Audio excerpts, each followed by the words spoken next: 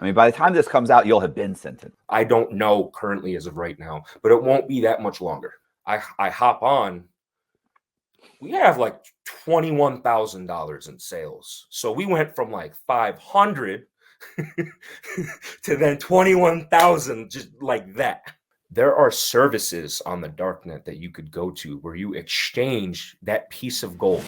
Well, it turns out the FBI also had control of that service too, and they were catching a lot of people trying to wash their money. Have you considered selling stuff on Etsy, like maybe stuff that's not banned by the federal government? Every law enforcement agency in the world, and you have the most advanced units in those agencies after you. You have every single hacker in the world trying to demand ransom from you, trying to hack you. You have other markets competing with you that will also, who are also very technically advanced people that will try to mess up your website just to drive traffic to their website.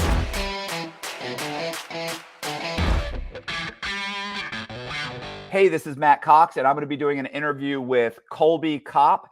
He was actually indicted and is awaiting. Actually, by the time this video comes out, he'll have been sentenced and either be waiting to turn himself in or on his way on a bus on his way to a short vacation.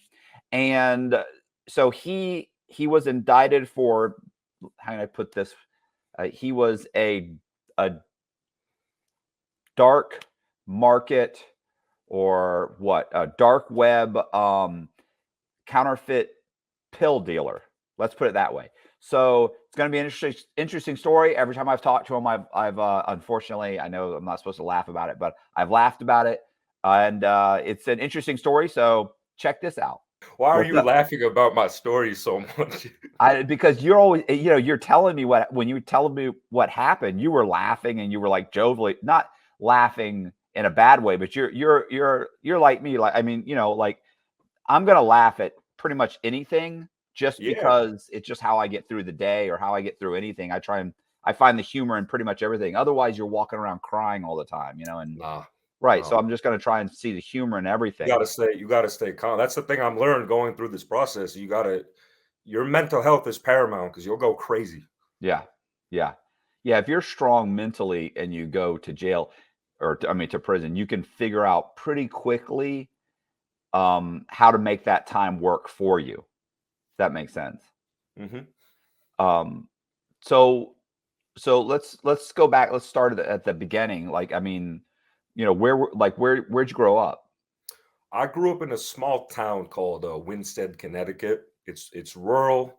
It's outside of like some mid-sized cities. I mean, it only has really like 5,000 people in it. Wow. But it's eclectic, we'll say. So like we have a lake in the middle of our town where you'll have like rich New Yorkers come for their summer homes. But then if you go to Main Street, you'll have literally like crackheads wandering around. So okay. It's an eclectic mix of people. Yeah, I think that's pretty much, there's lots of places like that. Even where I live way out in the suburbs. You still see guys like I don't know where they're going. Like, this dude's gonna be walking for a while. He's got a grocery cart packed. Another one, he's pulling it. I'm like, I don't know where that guy's going. Like, it's a 10-minute drive. GoPro on them to see.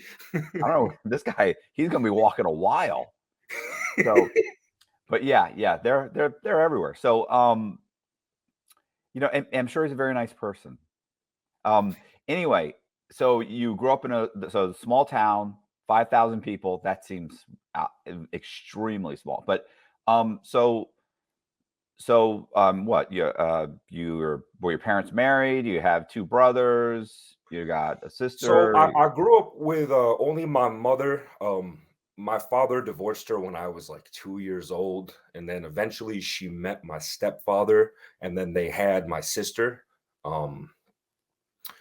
Then over time, she divorced him as well, and now it's just my mother and my sister and I. Okay. Where'd you go to high school? I went to high school in it's a semi-private high school called the Gilbert School. The town, we don't have like an actual like government high school, so they had to pay to send everybody there. So it was good. I had an idyllic high school experience. I never touched a drug until I was 19 years old. I played football. I had good grades. I had a 4.1 GPA. I did cross country. I did track and field. I did wrestling. I did a lot of other extracurriculars like Model UN. I got to learn Mandarin Chinese in high school. We had a lot of exchange students over from China. So that was an immersive experience in learning about other cultures that I really enjoyed. Okay. And so now it's the leap to counterfeit drugs makes total sense to me now. No, I mean, so so you're 19, you graduate high school, you're 19, and you So started, how did that come about? so I'm hanging out with my I was part of I did football and everything, but look at me, I'm a nerd, right? I was with my geeky friends, if you will. So there's my friend named Ty. And in around where I'm at, the marijuana is not good. Okay. But he shows up to our social gathering with an ounce of the most beautiful pot I have seen at that point in my life. And I know damn well Ty does not have the social skills to go out there and ascertain said weed. So I'm sitting there just staring at him like, Ty, where did you get this? Because I know you don't leave your house like literally ever. You're a shut-in. And he's like, get a laptop. I'm going to show you something really cool. And I'm like, a laptop? For what? And he's like, just listen. Just stop talking. Just listen. And he opened up a laptop and he used this special software called Tor, the onion router, to access this thing called the dark web, which is a portion of the internet that's not normally indexed by search engines, like Google and Bing and Yahoo. You need to use the special software Tor in order to access it, right? So he goes on there and he proceeds to go to, at the time, Dream Market, a darknet market. Darknet Market is basically an Amazon for illicit things, counterfeit credit cards, folds, of course, narcotics. So he goes on there and he shows me the vendor account of the person he purchased the weed from. And this dude is making like $15,000 a day just selling weed. And I'm like, is this real? Like how did you get the weed from this guy? And he's like, well, I purchased some cryptocurrency, some Bitcoin. I sent it to him. And then he sent me weed. Once I opened up my package, Pretty I'm like, whoa, complicated. pause. He mailed you drugs? Yeah. Through who? USPS. Yeah, that's another charge. Yeah. And I'm like, let me get this straight. The mailman brought you this weed. He said yes. And I'm like, okay. Can we order some acid? So we proceed to order acid and marijuana and various stuff just for ourselves, for personal use. And then one day, while I'm sitting there with my friends and we're tripping acid, I look at them and I'm like, guys, how much is the weed on there? And they told me, and I'm like, I know some people that sell weed around here. This weed is a lot better, and it's literally like $800 cheaper for 1 pound. So why don't we order it and go to our friends, my people that I know that already sell weed, and just sell it to them? And they all looked at me like I was crazy. And I'm like, no, it's very simple. It's just weed. It's harmless. But then, as we all know, you start with one seemingly innocent thing, and then you just go from there, right? So, after a while, we start getting pounds of weed, and I'm doing my thing, and I'm selling it. Through the mail. One day, I meet one of my friends. And this is, wait, this is all through the mail? This is all through the mail. I get it to the point. Oops, sorry. How long ago is this? Because how old are you? I was 19 at the time. But how old are you now? I'm 24 currently. Okay, so this wasn't that long ago. No. Okay. No. Sorry, I haven't heard any recent stories about like the dark web that is that recent. I mean, I guess I interviewed a guy the other day, but his was a long time ago. His happened back, I want to say in 90, I want to say it was in 2008 or something. Like this is pretty recent. And I talked to a guy, or maybe it was, no, it was still, listen, it was at least 10 years ago. I'm pretty sure. So, and then I talked to a guy who was a reshipper. I didn't interview him, but he was a reshipper, and he was getting orders in and then from other countries, and then they would send him bulk packages and he would reship it from inside the United States, because if it's shipped from inside the United States, there's less scrutiny. Yes, exactly. Domestic packages don't really get flagged. You get caught usually getting packages from, let's say, India, China, Pakistan, and then it gets flagged by customs. Right. Yeah. Okay, so this is cool. So this is only like 5 years ago, 4 or 5 years ago. Yeah. Well, really up till recently too, I know. But go ahead. I'm sorry. I didn't mean to interrupt. No, that's okay. That's okay. It's your show. Right. Well, so I meet a friend, Dan, after a while, and I start selling him weed. And he's like, my dad sells a lot of coke. And I'm like, coke? Well, I can't deal with that. That's crazy. What are you talking, cocaine? And he's like, hold on now. He's like, just go on there and show me. Eventually, of course, me being an idiot, I go on there, I order some cocaine, I get it in the mail. I didn't know it at the time, but this was literally like cocaine around here on the East Coast is it's what's called stepped on, meaning people have added adulterants to it and they dilute it in order to make more money. The cocaine that I ordered was basically pure in an American context. It was only stepped on one time, and that was from whatever Mexican person I purchased it from. Right? So he takes this to his dad, who is a large cocaine dealer, and he's working for a biker gang locally. And I knew of the dad. He was actually one of my neighbors when I was growing up. I was in high school literally with his kid, right? The kid that I'm talking about, the kid that I'm selling weed with, right? So we take the cocaine to his dad, and he looked at the cocaine. He's like, how much can you get? And I'm like, well, really, how much do you want? And he's like, you can get consistent drugs off the internet. And I'm like, yeah. He literally looked me in the eyes and he's like, if you do that, I can make you rich. And I'm like, really? That sounds great. I would like to be rich. I would love to be rich. And of course, me being a stupid 19-year-old, I keep indulging and I keep going down. I keep accelerating, if you will.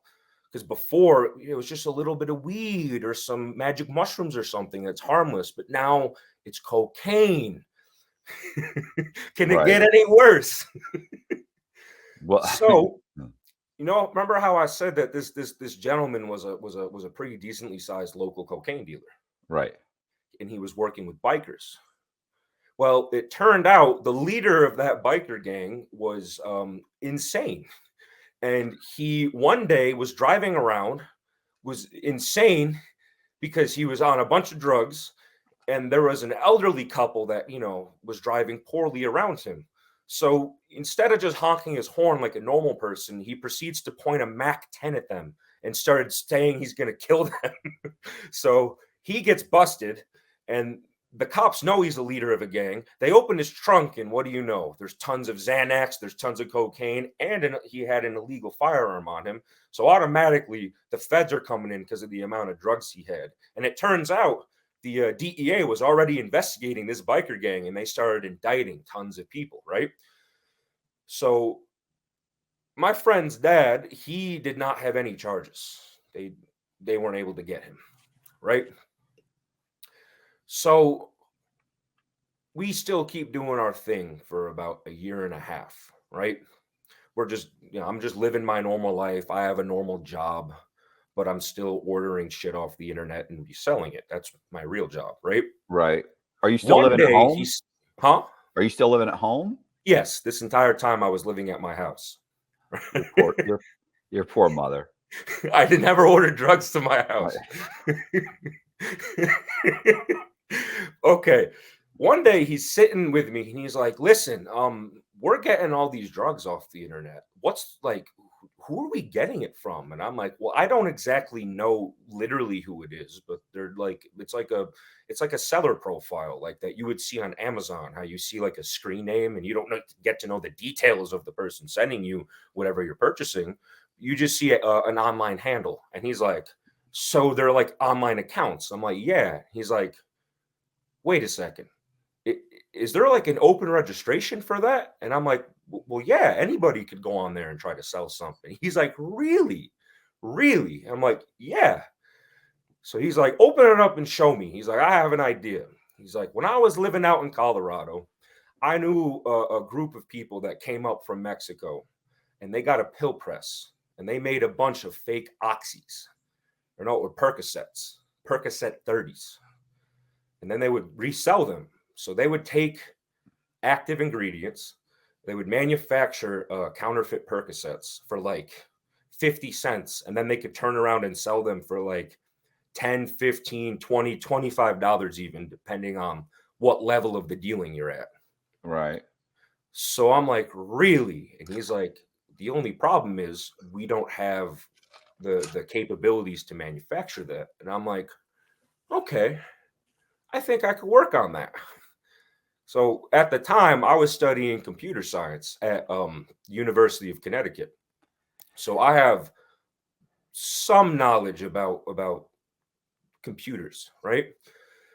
So I'm on these websites and I'm trying to attain a pharmaceutical grade pill press. And no one wants to even talk to me because they can see that my IP is like a normal residential IP. The IP address for my computer, for my router at the home I was at. So I looked up a list of registered pharmaceutical vendors.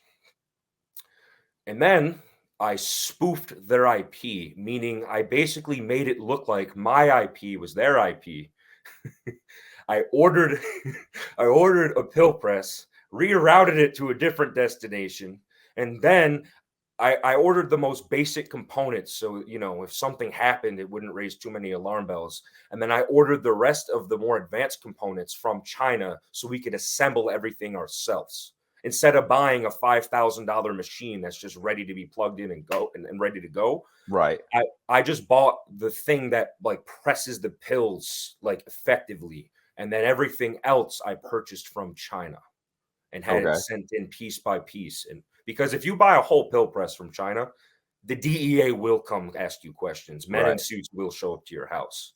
So you got to be smart with that.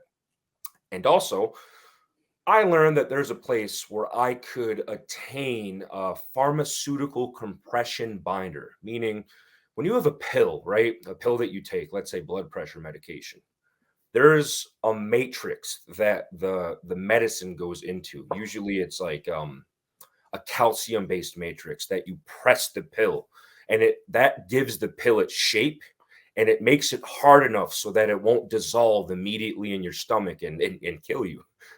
Okay. Because I wanted an actual pharmaceutical grade time released compression binder because I don't want people dying from the product we're making, right? Yeah, So that tends to bring scrutiny. yes. Yes, that does. So believe it or not, there are entire websites dedicated to people that make counterfeit pills. And what do you know? The pharmaceutical grade compression binder is right there. And I could pay in cryptocurrency so it's anonymous. Right? Okay. There's the service called BitPay that you could use because I don't want to put any billing information on something like that. That'd be absurd. You'd be on a government watch list. So I attained a couple kilograms of this pharmaceutical compression binder. So this took about 6 months to actually pull off. And then once everything was made, we made a batch of pills. And then we sold them locally. And people loved them. We were Right. one of the only people around here that had the capabilities to make them and sell them for that cheap. So then eventually we got our stock up enough to be able to then like, okay, let's try our hand on the dark web. Right. what is your buddy's? This is still your buddy's dad. Yes. Is he still like, I mean, what's happening since it's taking so long? I mean, you guys are still, I'm assuming you're still bringing in the coke and selling coke. So you're still Yes. doing that operation. This is just, you're working on this simultaneously. Yeah, so he was Here. still selling cocaine and marijuana, on a local level. We were just living our lives essentially while we were prepping for our business, Right. Okay. right? So then I would say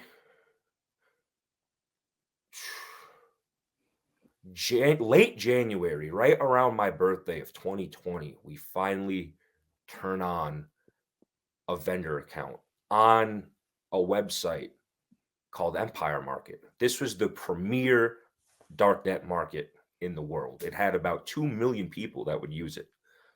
It had 2 million active users. Okay. Okay.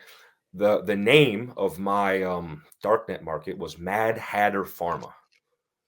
Right? That was the screen handle we used. So naturally, if you're just a new player on the scene, you have to that you have to be a businessman if you want to make money on the dark web. It's not like traditional drug dealing.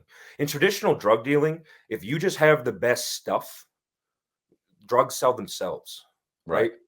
But if you're on a website where you could see 50 different people that sell the same exact thing, then the appeal of drugs selling themselves doesn't work for you. You have to Right. actually use business skills in order to do that. So I looked at our Well, Yep. I was gonna say, and periodically these guys are ripping each other off too, right? Because it is Yes. anonymous. Oh So yeah. Oh you, yeah. so your They name try is, to sabotage each other. yeah, your credibility is a big deal. Yeah, everything. Your Okay. credibility is literally the determining factor in your success on the dark web. If you don't Okay. have credibility, you will not make money. All right. So So how'd you get I credibility? go, excuse me. So how'd you get credibility? So there the ecosystem that exists on the dark web, there are forums that are separate from the markets, and then there are the markets where people go and transact. But there's an independent forum. At the time, it was called Dread. That was the name of the forum. And it's like Reddit, except it's an exact copy of Reddit. It's just called Dread. So it's a Okay. separate service that a person who's called Hug Bunter has control over, right? And he's like the main man on the web. Like if you want to advertise something, you go to this website and you go to the sub forum. In my case, it was the opioid forum, and I had to talk to the admin. And I'm like, listen, I'm a brand new opioid dealer, and I would like to give away some products in exchange for reviews. And then eventually, I could get what's called a vendor flare. Think of that like a blue check mark on Twitter. Like people get to know, like, this is a real certified person, right? Right. So he's like, listen, get your first 10 legitimate sales after your free giveaway. So, when people review the free stuff you give away, I'm not going to count that as a sale. But after your 10 organic sales, I'll give you a vendor flare, and that will lend you a lot more credibility. So I'm like, okay, this is going to be a process. So we give away about 1,000 pills over a month period, right? There was hundreds of people that left reviews, right? So I have a name buzzing around me. Obviously, that's gonna drum up some organic traffic. And what I mean organic is you're just listed on there and people search you up. People Right. actively look for you, right? So at that time, we're only making like three, four, $500 a day with the organic traffic, right? But Is that then profit or just sales? just sales, period. Okay. I mean, it only cost us about 50 cents to make each pill, but still, like $500 is still $500, no matter the Yeah. profit margin, right? So then eventually we get the 10 organic sales, right? When the people clear the escrow, right? So darknet markets, you don't get paid right away. The darknet market holds the money for the buyer, right? I have to send the buyer the drugs. They open it up. They're like, this is good. And then they go onto their account and release my money for me, right? Right. It sounds like a sketchy system, but it works. Like 90% of It the time actually it sounds works. better for it sounds better for the customer you know what I'm saying? It builds credibility. Like if this guy's Yeah. got the check, he says it's going to ship, it's going to ship. Nobody's getting screwed over. You have to trust the administrator, of course. And we'll get to that later. Right. Believe me, there's a lot of trust in the administrator. Okay, so I get the vendor flare on the forum, right? So now people know I'm a real certified vendor. Like when I talk on the forum on Dread, they see Mad Hatter Pharma, and I have the little check mark next to my name. So I do an advertisement campaign on every single Darknet forum. Dread is just the biggest one, but there's 2 or 3 other ones, right? Honestly, I can't remember the name of the 2 smaller ones. I only went on them the one time. So I go on all the forums and I present my new product listing.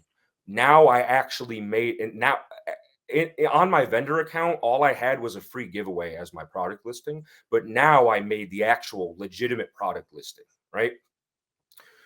So I revamped it. So now I have tiers, because before all you could do was buy like 10 pills at a clip, you Okay. know? So I was still making money off of my samples after I gave away the pills. So I had to try to entice people with that model, and then I could go to a full scale open model. You order as many as you want, right? There is remember how I said that this was all organic traffic? Right. You're also able to create, I guess you could call it synthetic traffic. There's this thing called a sticky, if you will, for your listing. So I'm able to go on Empire Market. I could pay Empire Market money in order to take my listing and put it at the tippity top of the opioid ratings, right? Okay. So when people search Percocet, oxycodone, it goes off the keywords, and I get to choose the keywords myself. So I put like 1,000 different keywords, anything relating to pressed pills. Anytime people would search up pressed pills in the opioid section, my store would pop up. So we do the sticky, right? I wake up the next day after I did the sticky. I did the sticky at like 1 in the morning. I wake up at like 12:30 the next day. I hop on. We have like $21,000 in sales. So we went from like 500 to then 21,000, just like that. Can you make that many pills that quickly? Like, don't you have to have them shipped out in a certain period of time? We already had the stocks already in reserve, because what we did is we would sell them in person as well to just bolster our supply. We Okay. did that at Dangerous. first because we knew we needed to have the inventory in order for this to work. Because I told him, like, the way that internet businesses work is it's going to be slow, it's going to be slow, it's going to be slow. But when it picks up and it does not stop. It just goes. It's like a Right. rocket ship. And another reason I was able to get a lot of customers is I like to call it guerrilla advertisement. You know how like the Viet Cong would do guerrilla warfare. Right. I was actually a smaller, like $20,000 sounds like a lot, right? But I was like the 6th or 7th Percocet vendor at the time. There were dudes making over $150,000 a day doing this. They were much, much, much larger than me. But if there's a large business, the emphasis on your customer relations diminishes, because at that point you're just focusing on getting the products out. So the larger vendors would mess up. They would have bad batches, or they would have exorbitantly long shipping times, and I would be sitting on the forum. I would be seeing like a text thread of like 45 people complaining, and I would just go message all of them. I'm like, hey, I'll send you a free pill if you just want to check me out. And I would do Right. that. I did that to hundreds of people. And then eventually, my turnover rate was about 70%, because they're already pissed at their vendor. So 70% of the time, the people are going to come to me. And then on top of that, when they actually search me up, they see like a legitimately established vendor. Like, I don't look sketchy. I don't look like a scammer. All my reviews at that point are good. Right. Right.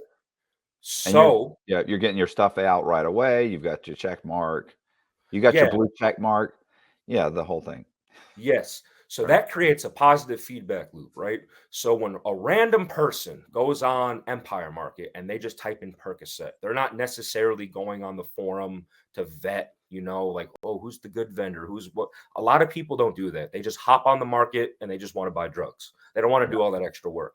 So now they're going to see me as a credible established vendor. And and also being the new kid on the block that's proven himself is advantageous in that industry because again, the guys that get really big, they're not going to give you the customer satisfaction that I was able to afford you at first. Because eventually I was getting so many orders, I couldn't have that mom and pop, air to my business. I couldn't do that. It was just too much. I would wake up and there would be almost 1,000 messages to my account daily, if you will. So I just couldn't answer all of them. It would take hours and hours and hours. And I'm already working 12, 13 hours a day. Because on the internet side of things, I was doing everything: advertising, customer relations, the e-commerce.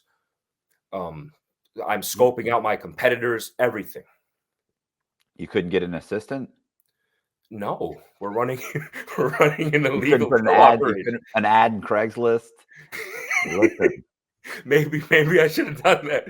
This is gonna sound sketchy, but I need an assistant to help run my illegal counterfeit pill business. Have to pay in Bitcoin, by the way. Yeah. He's been known to cure insecurity just with his laugh.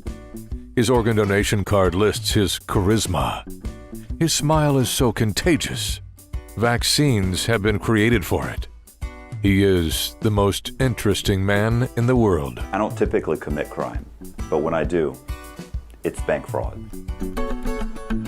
Stay greedy, my friends. Support the channel. Join Matthew Cox's Patreon. We're starting to blow up a little bit. I wake up to like $20,000 in sales, right? Right. Well, here's the issue with any online business, any escrow-based business, right? Any online dark web business, that is.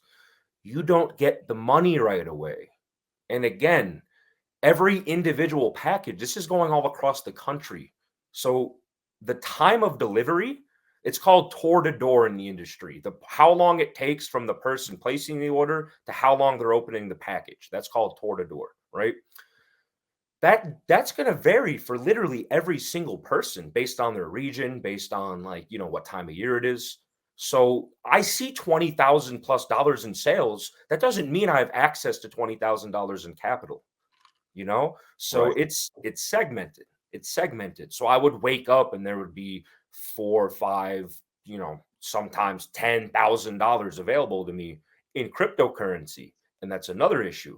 I have to take the cryptocurrency and I need to figure out a way to convert that to actual cash. Right. So you can then turn around and go buy the chemicals to start the whole process over again. Exactly. We didn't have to do that at first because, again, we had our in-person businesses going. But over time, as any businessman knows, you're going to get strapped for cash. You're doing so much business, you don't have working capital to do anything, right? Right. So did you consider going to the bank and explaining this to them and trying to get like a credit line to kind maybe with a fake ID I would, but not. I mean, say, listen, I'm bringing in a lot of money. I'm having a cash flow problem, but I promise it's coming in. Maybe Wells Fargo would do it, looking at the news with all the criminals they deal with. So what happened? Would you tour to door? We would get bottlenecked and I would have to go on what's called vacation mode at times, right? Because I would pause all incoming orders, all people that I couldn't fulfill. I would just refund them their money. I'm not trying to do anything shady, right? Right. So capital would get freed up. I would go on vacation mode for a week or 2 at a time and have all the money because I'm 20,000, 10, 15, 20, 25, maybe even 30,000 some days would come in, right? But so on a weekly period, it could be anywhere from like 60 to 110,000. So I would vacation mode. I would let the money come in, or as much as that would in a weekly period, it would be about $40,000, $50,000, $60,000. and then we could just resume, right? Why aren't your buddies helping you out? Why? They What are. happened to the biker guy and you're his son? And I mean, aren't they in on this? No, his son isn't in on this. Okay. The biker guy is my business partner. I Yeah. am not touching any drugs at all. Everybody is shipping everything out for me. I'm not even living near the actual, like the manufacturing of the drugs. I only exclusively deal with the internet aspect of things. But I you're don't. practically not even involved. The federal You're like- government would disagree. You're like the guy driving. Like, listen, I wasn't robbing the bank. I was just driving the getaway car. Oh, well, you're not even involved. Exactly. I'm just on the computer. Boop, boop, boop, boop, boop, boop, boop. Like that's all I do. No, they actually gave me a modifier to my charges just because it's a 2-level increase for distributing know. narcotics on the computer. Oh, okay. I was gonna say access. No, wait, what do they say? Access. Oh, yeah. Yeah, that's access. No, I got I got one of my enhancements was a specialty device, which was a computer. Specialty device. I used the computer. They're like, it's a specialty device. What does that mean? Everybody uses the computer. It's a specialty device. I mean, the federal government can just make this stuff up, and what are you going to do? They have the guns, they have the prisons, and the judges. That you've heard. I think you've heard me say. You must have heard me say that. I've said exactly that.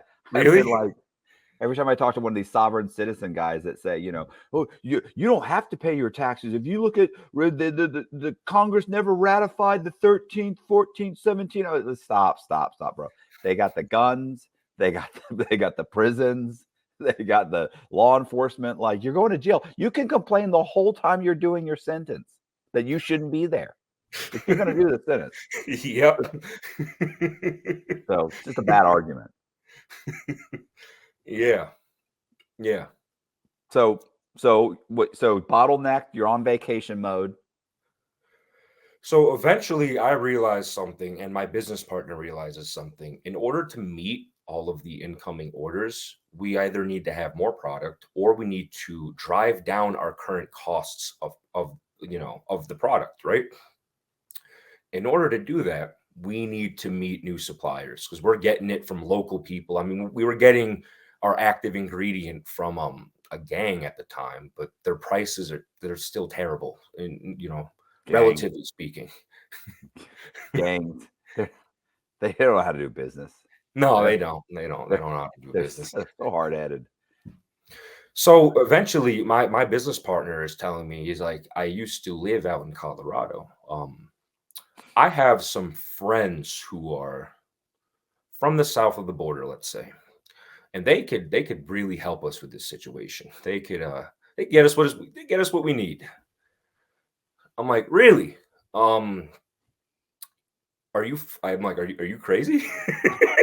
He's like, listen, these people, they're business people. It's not like how it is in the movies. They don't want to come harm Americans. Right. They don't want to do that. They're actually incredibly professional. I would rather deal with those types of criminal organizations over any American organization, to be honest, because Americans kill other Americans. They will not. Right. It has to be an extreme situation. Yeah, I hear you. Yeah. They're very much about, like, you can even, I mean, I've known guys that there have been major problems, like millions of dollars missing, and they've gone to them and said, okay, what's your payment plan? Like how are you going to get us this money back? Where you would think, no, he's going to end up in a bucket somewhere. No. No. Now, if it happens again, you got a problem. But as long as you start paying and doing what you're, so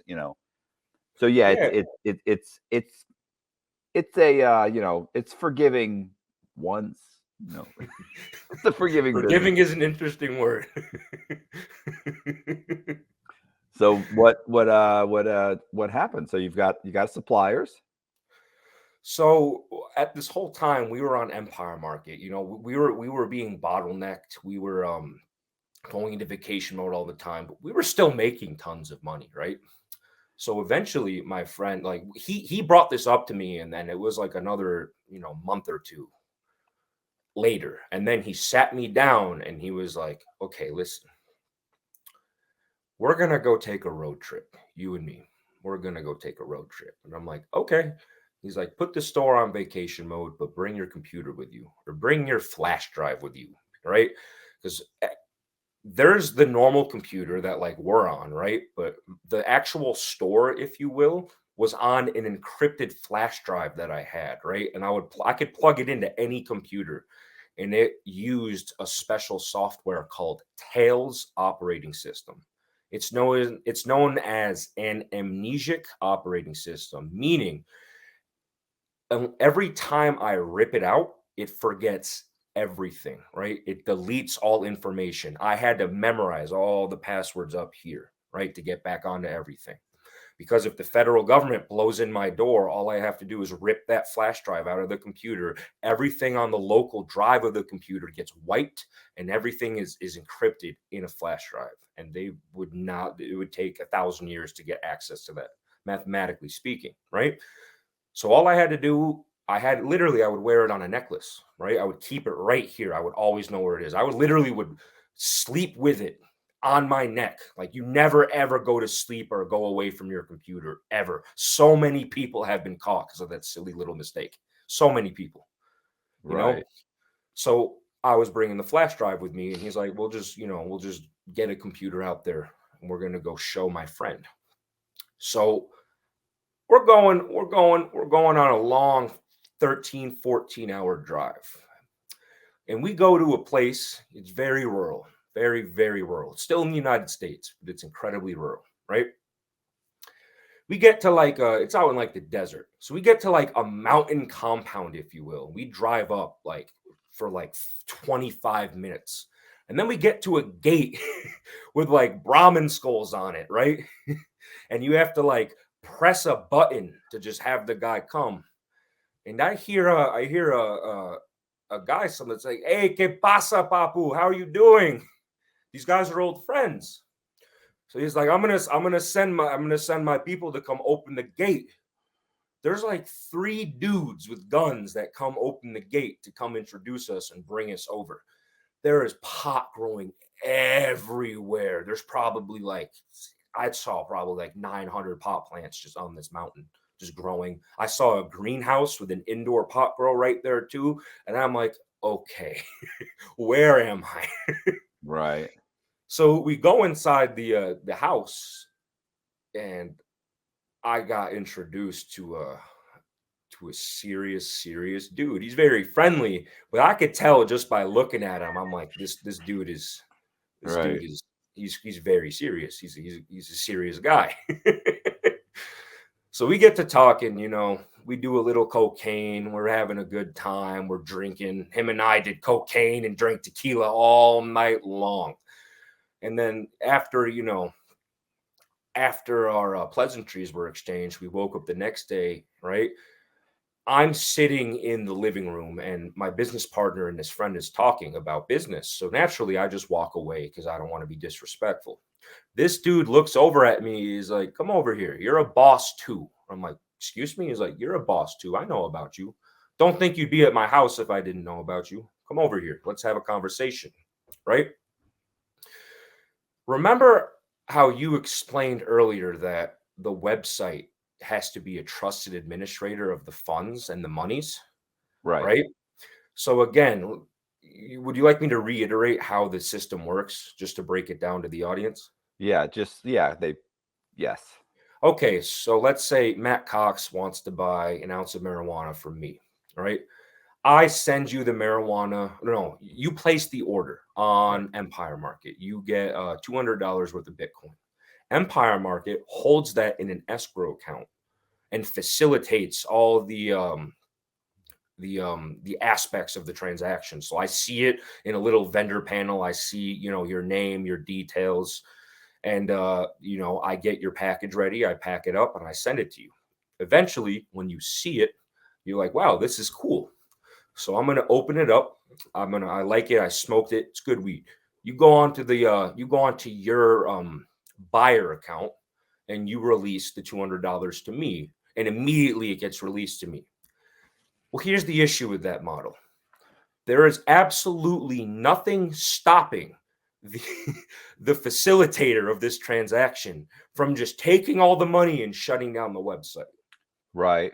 I was gonna say, well, first of all, weren't you saying that they hold it for a while, right? They hold it. They don't They release your hold money it until the person releases the funds. That's because there's a lot of scammers on there. There's a Yeah, I lot of didn't even people that understand that. bullshit. I thought maybe they held it past that date for a certain period of time. No. Okay. When the customer releases it, it's in your account. You Okay, know? and that's why you were explaining the. I thought it was in addition to the tour to door gap, that period. I thought there was an additional period after that. No. But okay, cool, got it. No. There's like special circumstances where really big vendors can apply to be like, listen, I want to get my money right up front, but I've already sold like 10, 15 million dollars worth of stuff on your platform. Like, I'm not going to just start scamming people all of a sudden, but those guys are unicorns. They're not going to let just anybody do that. Even me at the time, with hundreds of thousands of dollars in transactions, I'm still a small fish in a very large pond. Right. So as I'm trying to log on to the computer, we bought a computer before we went up to the guy's house, and he's like, okay, open this up and show me. He's an old school type of guy. He thinks all this internet stuff is bullshit, So I'm trying to get on Empire Market and it's not working. And I'm like, okay, a lot of the times there's these things called DDoS attacks, distributed denial of service attacks. Basically, somebody floods a website with a bunch of fake traffic to overload the website's server in order to make people not want to go use it because it's a horrible experience to use. It'll take fucking 2 hours to just do one transaction, whereas it would take 10 minutes normally, right? And usually this is hackers demanding ransom or like other markets trying to direct traffic to their market because this is the biggest market in the world at the time, right? So I'm thinking it's a normal DDoS attack. Right? Because this stuff would happen periodically. No one would be able to get on for like 2 days at a clip. Well, here's the thing, right? Since I'm a mid-sized vendor, I'm big enough to where the admins of the website would give me and other vendors like me special links to get on the website, right? Because it can't facilitate the normal traffic of a couple 100,000 people at a time. But it could facilitate, like 2,000 or 3,000 people, the vendors going in there to get their money out. Because again, anytime the website's not working, you're thinking immediately they're exit scamming and they're stealing our money. So they specifically give you those links if you're a vendor to try to, so you could go on there and get your money out, right? So they don't scare you. Well, I have 10 of those links. I tried to use all 10 of those links to get on the website and it did not work. So now I'm legitimately, I'm like, oh my God, we have like $150,000 in escrow. And mind you, just because we're making 100,000 so out a week, remember how I said, not all of it comes out at once. And also I have a whole operation we're dealing with. Like I have people on payroll. There's other ancillary costs we have to deal with. So it does take a lot of money to run this at scale. It's not, you don't just get to sit with all that 150,000. Oh, that's all profit. About half of it would be profit, right? Right. Okay. So we're at his house and I'm like, oh, it won't work right now. We spend another day, we party. I smoke a lot of his pot. He's showing me like the cultivation process, giving me a little impromptu, like growing tutorial. We're shooting guns. We're going on hikes. We're going into the town, going to dispensaries and fun stuff like that. Right. Did you go on? What about the other websites that you had accounts on? You said we didn't do that yet. That's in the future. Oh, okay. To this, I was going to say you could have gone on one of those just to show them how it works. I did do that to show him. But again, he's like, unless I see your thing with money coming in, it's all bullshit in his mind. He doesn't know. Right. He didn't even know what Bitcoin was really at the time. He's like, I heard of it, but he literally called it silly internet money. So right. That's he thinks it's all bullshit. He doesn't think it's real. Right. Okay. So that whole second day goes by. It's like we're on a little vacation. Again, more tequila and cocaine at night. I'm trying to make him laugh. We're doing all the things. And he's like, my business partner went to sleep at this time. He was spent, he's 20 years older than me. So I don't blame him. So I'm sitting with the guy and he's like, listen, try to show me that again. Like now it's you and me, we're alone. All the other people are asleep. His girlfriend was asleep. He's like, I want to sit with you. He's like, obviously he's like, our friend isn't going to just bring you here for no reason. He's like, I think it's bullshit, but I also know better. Someone isn't going to be brought to me and, for no reason. And I explained to him the DDoS and everything. And I'm like, I understand how it looks. Please keep an open mind. I also showed you the other service too, right? And I offered, I'm like, do you want to order anything on there? And he said, no, I don't want to order any packages off there. I'm not doing anything until you show me your main stuff, because I was going to be like, well, if my stuff's not working, I could just show him, let's say, a magic mushroom vendor and like go buy an ounce of mushrooms just to see how this stuff works. Right. But he's not going to do something like that. He doesn't care. It's all in his mind. It's all bullshit still. And I don't blame him. That's how it looked. Right. Yeah. So after the third day, I go on Dread, the forum we mentioned. Right. You may not be able to leave if you don't get this thing up and running. I would be thinking, am I going to leave here at all? No, it wasn't like that. It wasn't like that. Not at all. So I go on Dread, right? And I go on the Empire Market thread, and I see the admin for Empire Market on Dread, not the main admin, the person controlling Empire Market, the forum admin. He said, death to Empire Market. I have lost server access. And I'm like, oh, fuck. That means he lost server access. He lost backend access. So like people that start darknet markets, they reach out to people to be their intermediaries and their voice, right? Right. If you start a darknet market, you're insane if you're going on the forums yourself. Like that will exponentially increase the chances of you getting caught, right? So you reach out to people that act as your intermediaries and pay them a salary, right? So the person that was the main intermediary for the premier darknet site literally said, the ship is sinking. The ship is sinking. We're screwed. And I'm like, oh my God, we just lost all of the money we had. I already knew it was gone. People were all speculating. I'm like, no, this is gone.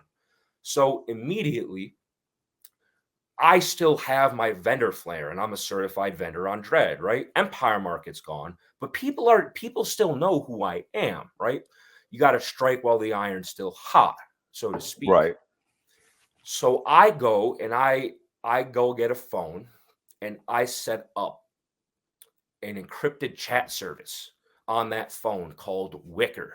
Wicker at the time was used to facilitate a lot of off-site deals. So, a lot of vendors like me would get pissed off that these markets would play games with us. So we would try to route as much traffic to other intermediaries, usually intermediaries that we would directly control ourselves. And then we would just keep all of the money and not have to play any of their games and get screwed over, right? So I immediately set up a Wicker. I go onto my Darknet, my Darknet account on Dread, the certified, this is the real Mad Hatter Pharma account. And I post my Wicker. So I'm like, listen, the Darknet markets, Darknet markets are not the place to be right now, because when there's one big exit scam, there's going to be a bunch of other websites that exit scam immediately after, because they have massive influxes of traffic and they will see more money than they've ever seen in their entire lives. And a lot of the people just steal that money for a big payday instead of actually risking themselves to actually run the market over time to make the money, Right. So I already know there's going to be tons and tons of exit scams. So I set up a Wicker. I'm getting decent amounts of people. Like, the first day I got like $5,000-$6,000 in orders on the Wicker, just from people seeing. I'm not going to get as much exposure on a darknet market as I would on a darknet market, because, there's just much less eyeballs. This, business needs to keep going. We just lost $150,000 plus. So, know what I mean? So we're still at our friend's house for the period of about, I'd say, 8 days. Right? We're just chilling, we're relaxing, and we're like, listen. I hate to say this. Where does your mom think you are? I wasn't living at my mom's house at the time. I've moved out since then. Okay. Okay. Where does anybody think you are? They don't. No one knew where I was at. No one knew. Okay. I You don't wasn't really know where you're at. No, I don't. I didn't really know where I was at. So I'm perusing the forums, and there's a new market that comes out called Icarus Market, and I'm like, here we go, time to start up again, right? But I still have my business on the side with Wicker, the direct business, because now I understand you got to become a big vendor. The way to really play this game is to be a big vendor, eventually figure out a way to develop your own, not necessarily your own market, but your own store that you control, right? Right. And also list on the markets as well, because ultimately you're still going to make more money on a market that has hundreds of thousands of eyeballs versus your own smaller market. Right. But you can funnel your more solid customers to your own.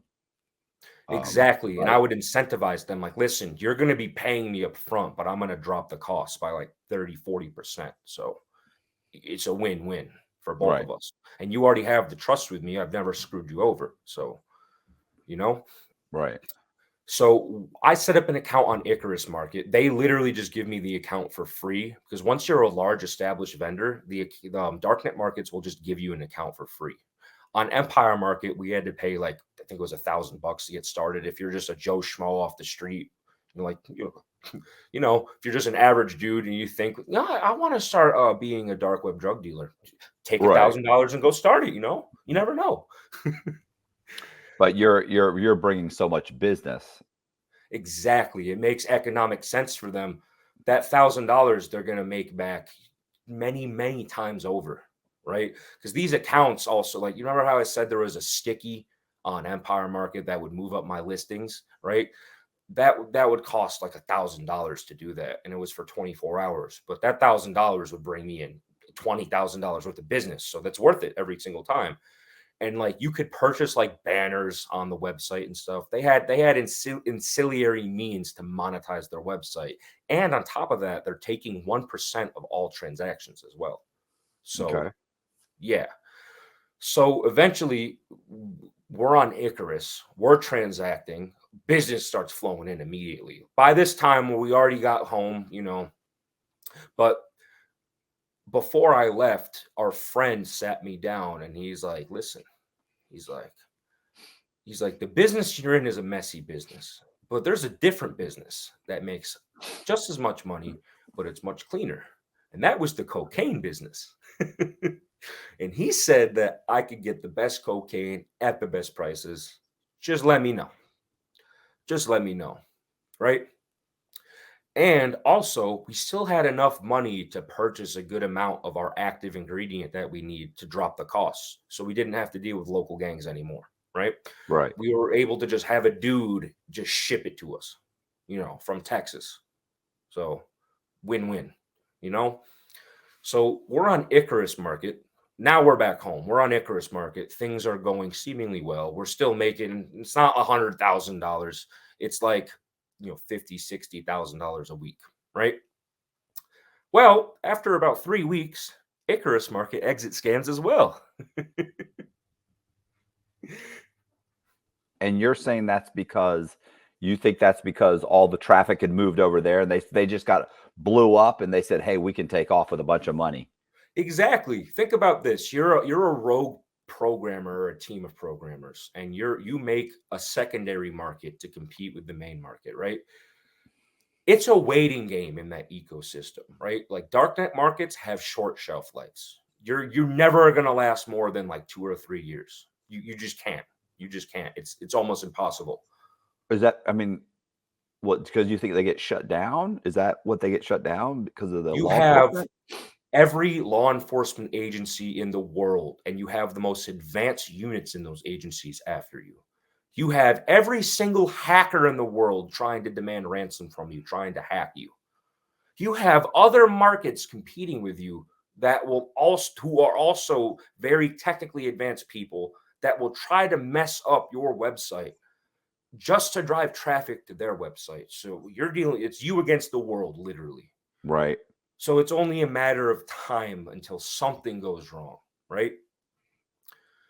And also, too, if you see $20 million in front of you, which the Empire Market people did in escrow accounts, they're like, we're just going to take this and run. Yeah. I think they took like $30 or $40 million in total, actually, that they got that was in the hot wallet of their Empire Market account. I don't blame them. To be honest, I don't know you guys. Like, I don't know you. That was my money. I'm sad. I feel bad about that, but I don't really know you. So you seem like a nice guy, but there's like $150,000, $200,000 here, and along with 20 other million. And in order for me to make a clean getaway, it's basically I just have to like pull the plug out of my computer and walk away. Like for 20 million, I'm willing to walk away. And that's literally what they did. And to this day, they haven't been apprehended. They probably never will be. I mean, I gotta tell you, I'm with them. I feel bad for you. Do you? Do you really? Like with my wife, I'm like I hear you. I want to be on your side, but I'm just not. But this is one of those times when you're just wrong. I mean, I understand. If I was sitting in their seat and I see like $20-30 million, I'm taking it in a heartbeat. I mean, and who am I screwing over? You're bad people. Random people. You're bad people. What are you guys doing? I just figured this out. You guys are selling drugs on my forum. I can't have anything to do with this. I'm sorry, fellas. And I don't feel right about giving you this money that's in my escrow account. It's all wrong. It's dirty money. But I know what to do with it. Boop. So, yeah. So, it's good times. Good times. Yeah. So, Icarus Market goes bye-bye because they get the same idea. It's like, let's just steal, like $2-3 million real quick. So they did that, right? So again, I'm sitting in the same position. How long? And you said it's only like a few months later.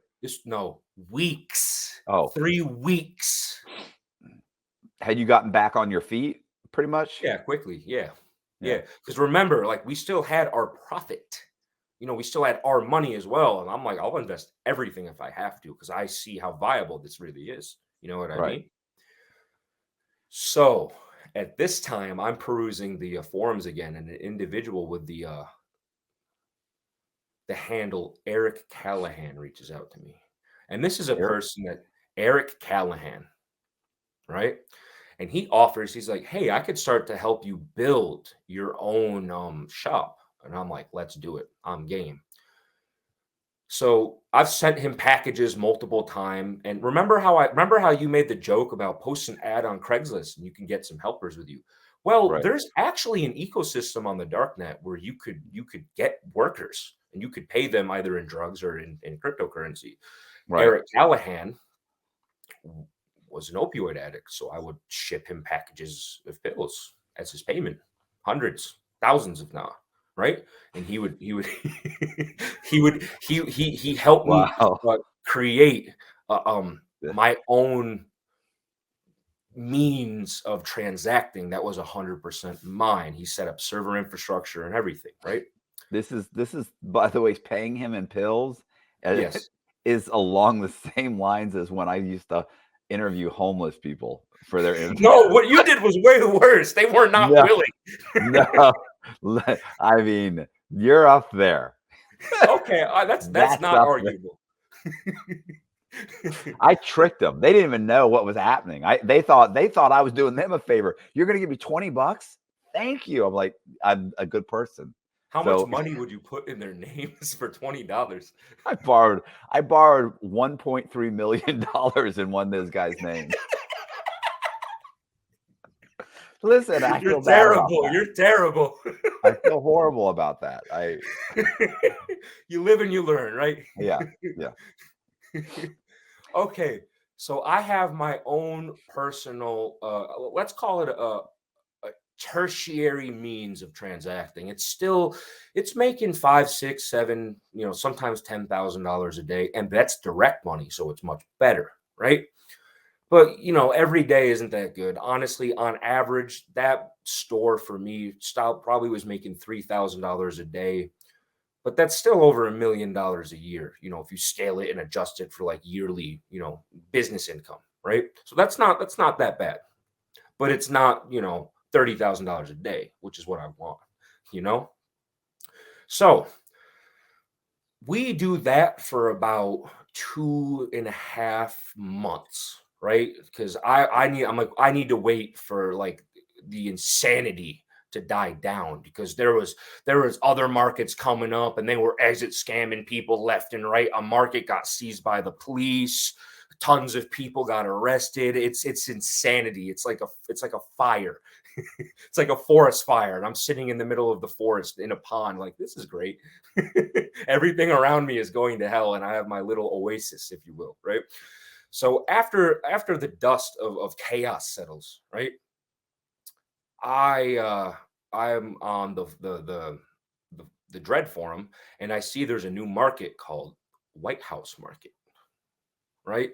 It's not really a new market. It's been around for a while. It's been around the time of Empire Market, but it was really a secondary market, right? I'm saying a new market in the sense of they completely revamped it.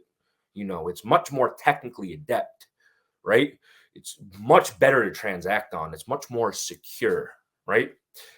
It uses a different cryptocurrency called Monero as opposed to Bitcoin. And Monero is what's known as a privacy coin. Basically, I'm just thinking these guys could be running scams on multiple levels. So they came out with their own crypto. No. This isn't their own crypto. I'm just saying that they could be running multiple different scams. Why are you always thinking like a scammer? Come on. I mean, because keep in mind, they're telling you, look, you can buy on our stuff, which people want to do, but you have to buy this crypto. Yes. I understand. Yeah. Yeah, but they could easily lead you down a path that would make it easy for you to be scammed. Obviously, I was scammed myself multiple times, right? So think of Bitcoin, right? Each Bitcoin, think of that as an individual ingot of gold. Okay. Right? You could cut up that piece of gold and send it as fractions, right? But at the end of the day, there's always a serial number on it, and it's traceable. And ultimately, that led to my capture. But I can expound on that at the end of the story, because it'll make a lot more sense, right? So basically, since Bitcoin is traceable, because every Bitcoin goes on this thing called the blockchain. Think of the blockchain as an immutable ledger in which every transaction is publicly broadcasted, and there are mathematical proofs that are done in order to literally prove that this is a real transaction in a mathematical cryptographic sense, right? Right. Basically, it's traceable. If someone really wants to find you, there is a giant company called CipherTrace that's worth $10 billion that the government employs literally to trace cryptocurrency and link it to criminals, right? Okay. So basically, the reason that White House Market wants to use this new coin called Monero is because Monero uses a different protocol, meaning a different means of transacting and a different means of dispersing the monies, if you will, dispersing the cryptocurrency. So it is not traceable. To this day, the government is offering, I think, like a $750,000 bounty to the programmer that can figure out how to trace Monero transactions. But I don't really think they have a good grasp on it at all. They don't know. Okay. So obviously, remember, I'm still a certified vendor, right? So White House Market gives me a free account, right? I go on there for a little bit. Remember how I said I have my ancillary service? Right.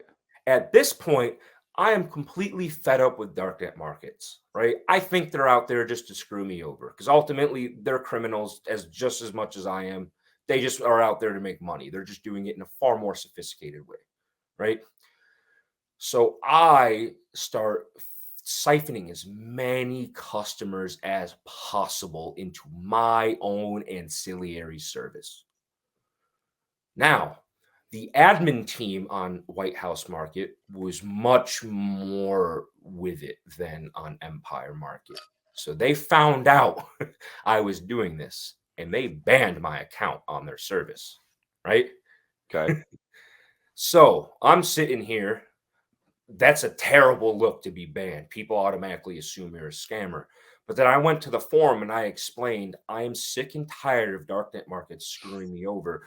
I was just siphoning customers to my own service. I wasn't misleading any of my customers. I was still giving everybody the product they purchased. If anything, I was scamming the Darknet Market. That's why they got pissed and they banned me, right? Right. Well, around this time, there was another Darknet Market that was a competitor. So sometimes in the Darknet Market ecosystem, usually there's just one big market, but other times there's like 2, maybe even 3 big viable markets that you can transact on, right? At the time, there was 3: White House Market, Dark Market, and Deep Sea Market. Deep Sea Market, it smelt fishy. It was a scam right away. I could just tell the way it was set up, it was a scam. And guess what? Eventually, it exit scammed. So I didn't even bother going on there, right? Okay. I immediately set up an account on Dark Market. They gave me, a free account. I'm able to go on there. I have my own ancillary service. Eric Callahan at this time goes dark. The server shuts down on my ancillary service, right? I don't know what happened to him. That's So it. now we'll get to that later. I'll tell you what Okay. really happened to him, right? So I'm on Dark Market, right? We're doing our thing. We're transacting. We're not making nearly as much money as before because remember, I got banned. That's a bad look. And I was focusing on trying to develop my own service, right? My own market, my own special vendor account, my own vendor account. And again, ultimately, remember how I said you have to strike while the iron is hot, while there's a buzz around your name? It just wasn't the same around me. Looking back at it, if I could have done it again, I would have replicated the process under a new handle. I would have given stuff away again for free, But hindsight is always 20/20 with crime. Always. My thinking at the time was I have an established brand with a history of actually being, good. And I don't want to, have to build everything all over again. Right. Right. But what does it matter? Yeah, I mean, you like you said, you've been better off. You just didn't want to have to do that all over again. And your guy took off. So what do you basically both your streams of revenue just stopped. Yes, but that's why I had remember how I said that my ancillary service was directly paying me? So I was able to have enough working capital to start up on Dark Market and be relatively competitive. I was never the number 1 dude in any category ever. I don't want to be. I was always I think at my height, I was like number 4 on Empire Market when I was crushing. Right. But number 4 is still a great place. Like you can make millions and millions of dollars being number 4. Number 1 makes like 30, 40 million dollars as number 1 in any given market. Right. So let's say like a cocaine vendor. There is this dude named XX Snow White Express XX, right? He in 2 weeks made like $4 million. So yeah, that just to show you how much money like the really big serious vendors can make. I was big, but I wasn't like that. That's absurd. There's some type of hyper organized, they've been doing this a while. That's like super organized crime, right? He built some of the nation's largest banks out of an estimated $55 million because $50 million wasn't enough and $60 million seemed excessive. He is the most interesting man in the world. I don't typically commit crimes, but when I do, it's bank fraud. Stay greedy, my friends. Support the channel. Join Matthew Cox's Patreon. So we went on Dark Market and we're transacting. It's not nearly at the level as it was before. I spent far too much time off of the markets. White House Market was the premier, the number one, and they banned me. So they had 1.5 million people that used their service. Dark Market had like 650,000, and that's all throughout the world. So in America, there was probably only 300,000 potential customers. Probably only like 60, 70,000 of those would be willing to buy opiates. So my market share has severely diminished. And at this time, there's a lot more competitors that have cropped up, and they are brutal. So remember how you said earlier about how like vendors would try to screw each other and play games and whatnot? Like I would have vendors and this was on every single market I was on. They would order, like I had a dude order like 10,000 pills one time. It was like a $40,000 order, and he just kept delaying paying me. He kept delaying, and then he disputed the transaction, right? You're able to dispute the transactions on these websites. So he was trying to screw me over by holding up my money as long as possible. Well, there's a dispute process, and the intermediary, the market, is the ultimate arbiter on who wins that dispute process. Overwhelmingly, they always side with the vendor, because ultimately, like, the customers come and bring the money, but the vendors have the stuff that gets them the money. Right.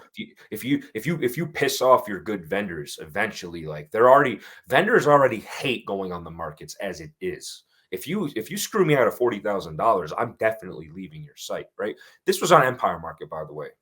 The dude lost the dispute because here's the tracking number for the package. So he literally got the order. I don't know why he's complaining.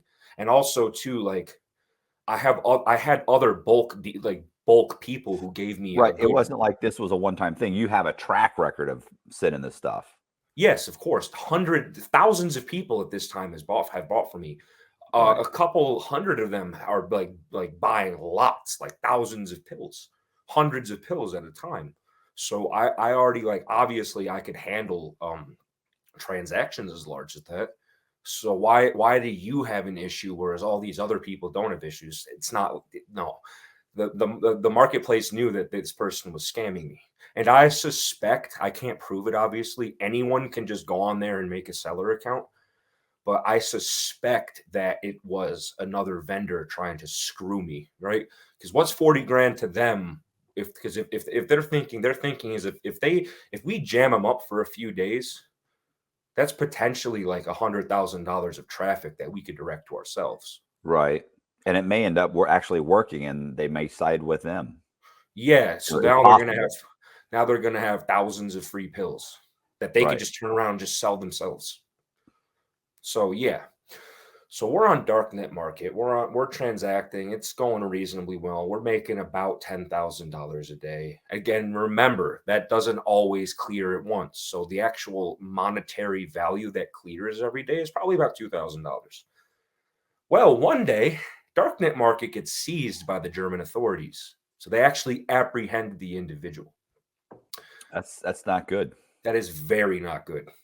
Luckily, I didn't purchase an account. They just gave me an account.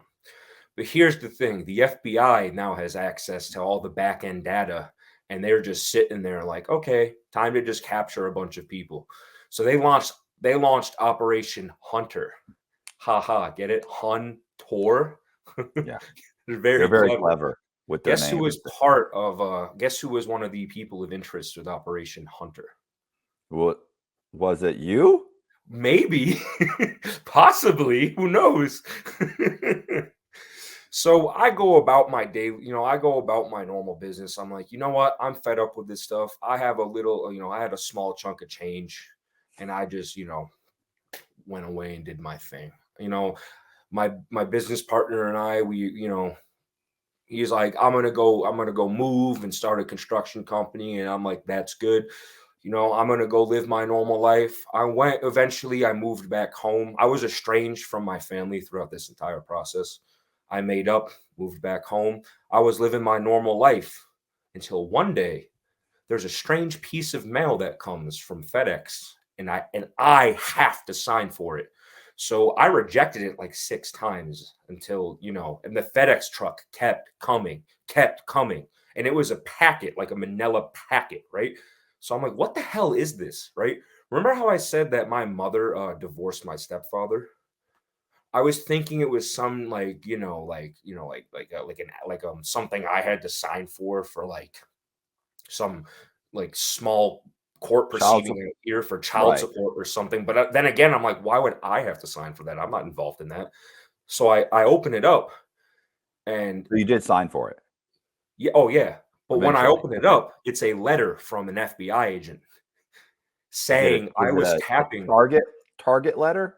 Yes, a target letter from one of the phones I had. I had like 7 phones at the time, but they were tapping one of them at the time, right? And the dude put in his card and said, "Call me if you want." And I was like, "Yeah." I went and burned it. I burned everything. I'm like, "I am not calling you. I'm just going to pretend this never happened." Right? What did the letter say? Just The that letter, you're letting you know you're a target of the investigation as a result of yes, this. a target letter, and it said that like it presented the warrant for like the phone number at the time, and it was like this T-Mobile device. Like we were like pursuant to this law, and this law, we were looking at this phone number. So at the time, previously, up until that letter, I thought I got away scot-free. Right. Every criminal thinks they're getting away scot-free. When you're in the act of doing crime, no one really ever considers, oh, I could get caught. You think that's always other people. Other people get caught. I don't get caught. Every criminal really thinks that way.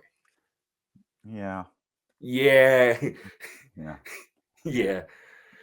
So I literally, I'm like, I'm about to shit my pants. Like, these are the feds. I'm like, do I call the number? Do I not? I decided against it because I'm like, this dude is literally trained to get me to say things in which he can arrest me. If he's sending me a letter right now, clearly he doesn't have enough to just come blow in my door and get me. And also, why would he send me a letter after I'm done with everything? Why wouldn't he come get me while I'm in the middle of doing everything? Because they're still. I mean, I understand you don't know why, but at the time you didn't know why. But yeah, like they don't have enough to arrest you. They're Exactly. just, and they're hoping you'll come forward and provide them like had you gone there and provided them for information up front, you could have entered into a pretrial or shoot, I forget what they call it. It's Pretrial intervention. Pretrial intervention. Yeah. And you could have maybe avoided being indicted at all. Well, it turns out 10 other people did that to me. Well, then you couldn't do that now. Exactly. I couldn't. You should have picked up. You should have signed for that first letter. No. By the time you signed, it's too late. Exactly. But I didn't. Again, up to this point, I was ignorant of how all of this worked. Now I've had a crash course in that. But when those people, they signed, so they got their letter, they called, they went in, they cooperated. Again, but what about the street code? That doesn't really exist. No. No. What is it? Like 98% of people in federal cases like cooperate? No, listen, I saw Law and Order one time. I saw Law and Order, and I watched the first 3 Godfathers, and they were very adamant. Okay, well, I mean, if you're caught with like 3 ounces of weed and you're facing a ticket, yeah, you're not going to snitch. But if you're looking at like 15 or 20 years, then I'm going to be curious if you're going to, be reciting the same mantra of I'm tough and I'm not going to snitch.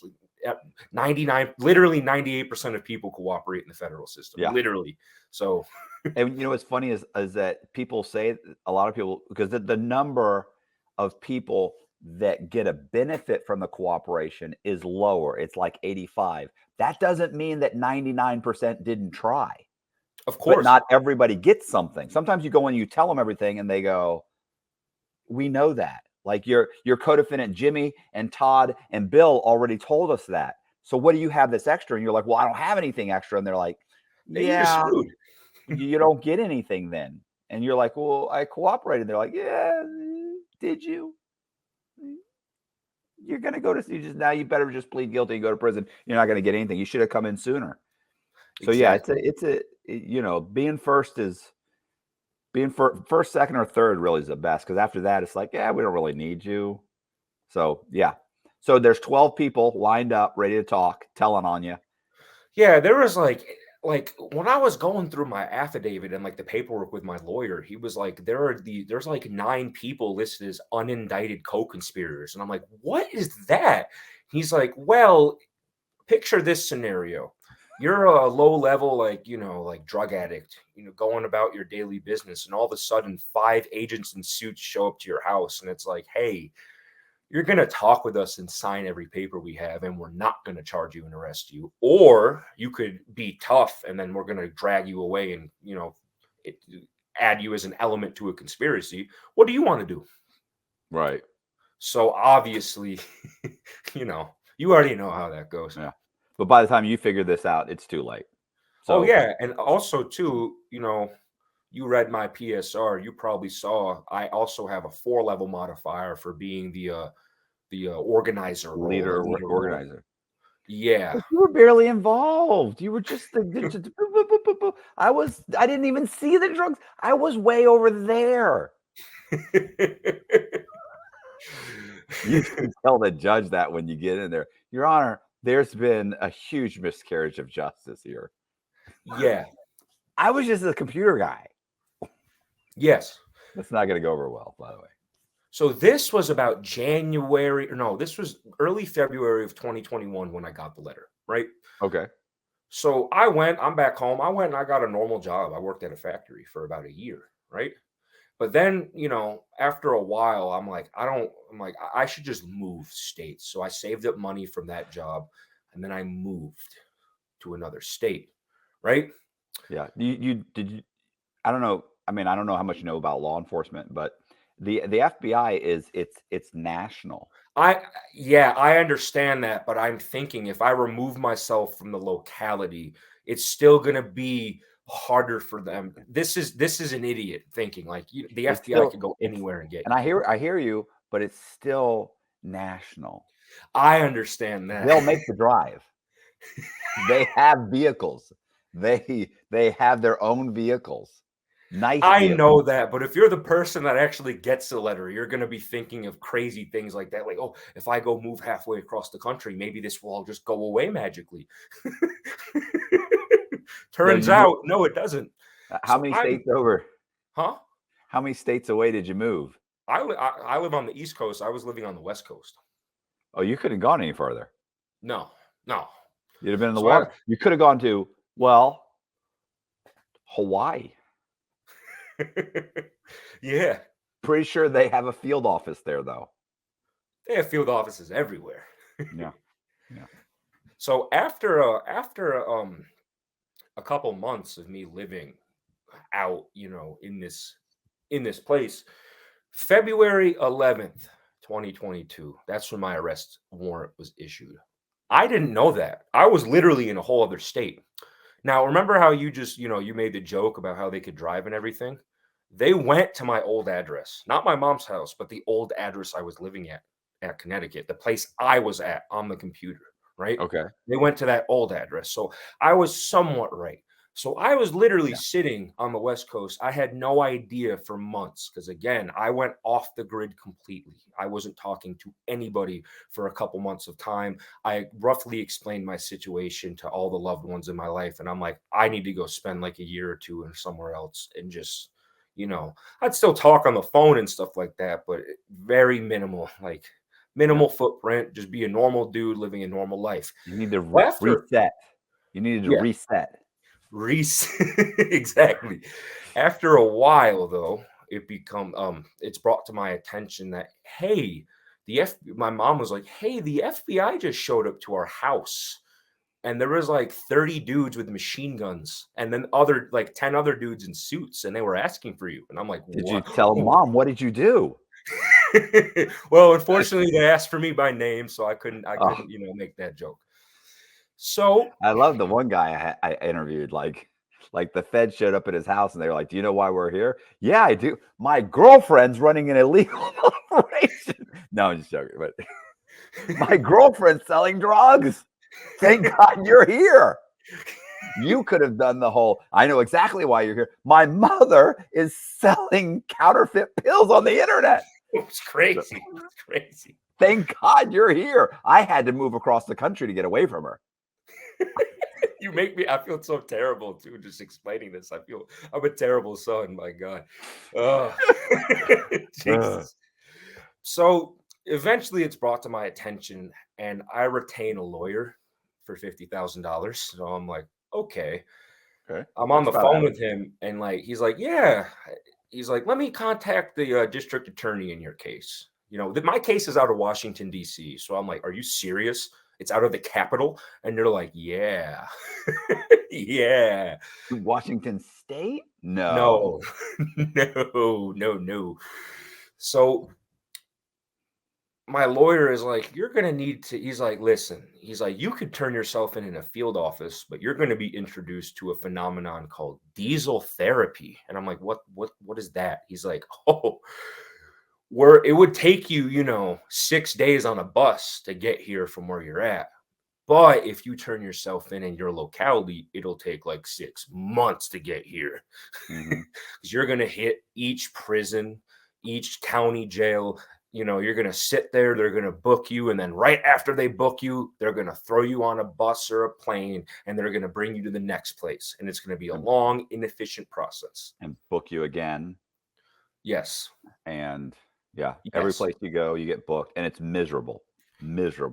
So that's why he's like, don't drive your car, take the bus, take the Greyhound bus, get over here, and then I will pick you up in my car and we will go directly to the federal courthouse, and you will surrender directly to the marshals because the marshals have field offices in every federal courthouse.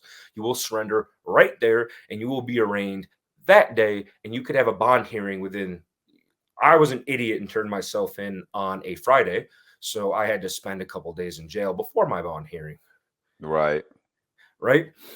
Yeah. He didn't tell you that? That's an issue. No, he did tell me that, but I'm like, I need to leave. Let me get the bus ticket. I don't care. A couple days in jail. Oh, well, doesn't matter. Help acclimate you to the environment. You want to get a little in there. So you kind of know. I get it. I hear you. Baby steps. Precisely, right? So I go to the courthouse, and immediately my lawyer goes over to the field office room, and then like 7 marshals come out, and I'm sitting on a bench, and they're like, stand up, hands on the wall, spread your legs. We need to search you. They searched me. They cuffed me. They brought me into the back holding area. They swabbed my mouth. They took my picture. They took my fingerprints. They cataloged my scars. They asked me if I had tattoos or anything like that. I said no. And then they tried like asking me a bunch of strange questions. And then I'm like, I have an attorney. And then they just left the room after I said that. And I'm like, oh, I see what you guys were trying to do. I see what was happening. Right. Yeah. They bolt. The moment you say attorney, they bolt. Yes. Yeah. When they asked me, who do you run with? I said, who do I run with? They said, who you run with? Are you with a gang? And I said, I'm with the Florida the Florida Mortgage Brokers Association. I'm a mortgage broker. The most violent criminal organization in all of Florida. So they said, you're not dangerous. I said, ask Bank of America. Yeah. So what happened? They brought me to a holding cell. I'm sitting there. There's a little white guy who's like, you've been to prison. You understand. There's like the normal humans, and then there's the insane people. Mm-hmm. This is the first time I met someone who was like legitimately like medically, clinically insane, right? This dude is sitting there screaming, they're stealing my face. They're taking my documents and they're going to clone me. And I'm just looking at him like, what, bro? What are you talking about? Like, get me out of here. And then about 30 minutes later, after I'm sitting in the cell with this insane dude, right? It's DC, right? So like everybody gets federally charged, even with misdemeanors, right? Yeah. So like all of like the normal criminals, if you will, were being brought there as well. So they brought in this dude that really didn't speak English, right? He was a Colombian national. I speak Spanish. So I Oh, get to okay. strike up a conversation with him. And I'm like, why are you here? I'm like, you told them immigration, but you're Colombian. I know that's bullshit. And he's like, okay. In reality, I got caught piloting an airplane. And I'm like illegally, like in US airspace. And I'm like, yeah. I'm like, that's not that bad. You know what I mean? He's like, well, they found 20,000 kilos of cocaine in the airplane. I'm like, oh. And then I realized the gravity of the situation I'm in. I'm like, if I'm in a cell with this dude awaiting an arraignment, I got myself into some serious, serious trouble. I'm sure you have that one defining moment as well when you first got apprehended, when you realized the gravity of the situation you're in. Like, Oh yeah. yeah. Yeah, it's an issue. And I didn't get to turn myself in, so yeah. Really? Oh, they just Oh no, they arrested just you. arrested me. They just fucking pulled up on me, pulled the guns out. Get on the ground, get on the ground, get on the ground. I was like, ah. Was it like the FBI or the Secret Service? It was a Secret Service. Okay. Which were actually extremely, like in retrospect, in comparison to the FBI, they were extremely professional. Most of the FBI agents, with the exception of maybe one FBI agent, have been almost like thugs. All the Secret Service agents were polite, professional. It's like they were just. I always like the guys, and you'll realize it's like the guards that you meet. You always like the guards that are basically there to just check in and check out. Like, I'm just here to do my job. Like, I'm not taking it personally. You have to do this. Don't do that.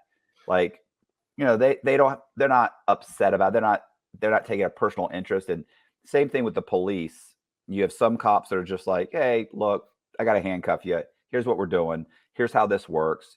And then you have the ones that just hate your guts. Mm-hmm. And it's like they think it's their job to make you miserable and talk down to you and be a jerk to you. It's like you don't have the attitude for this job. Like you're a horribly aggressive, angry person.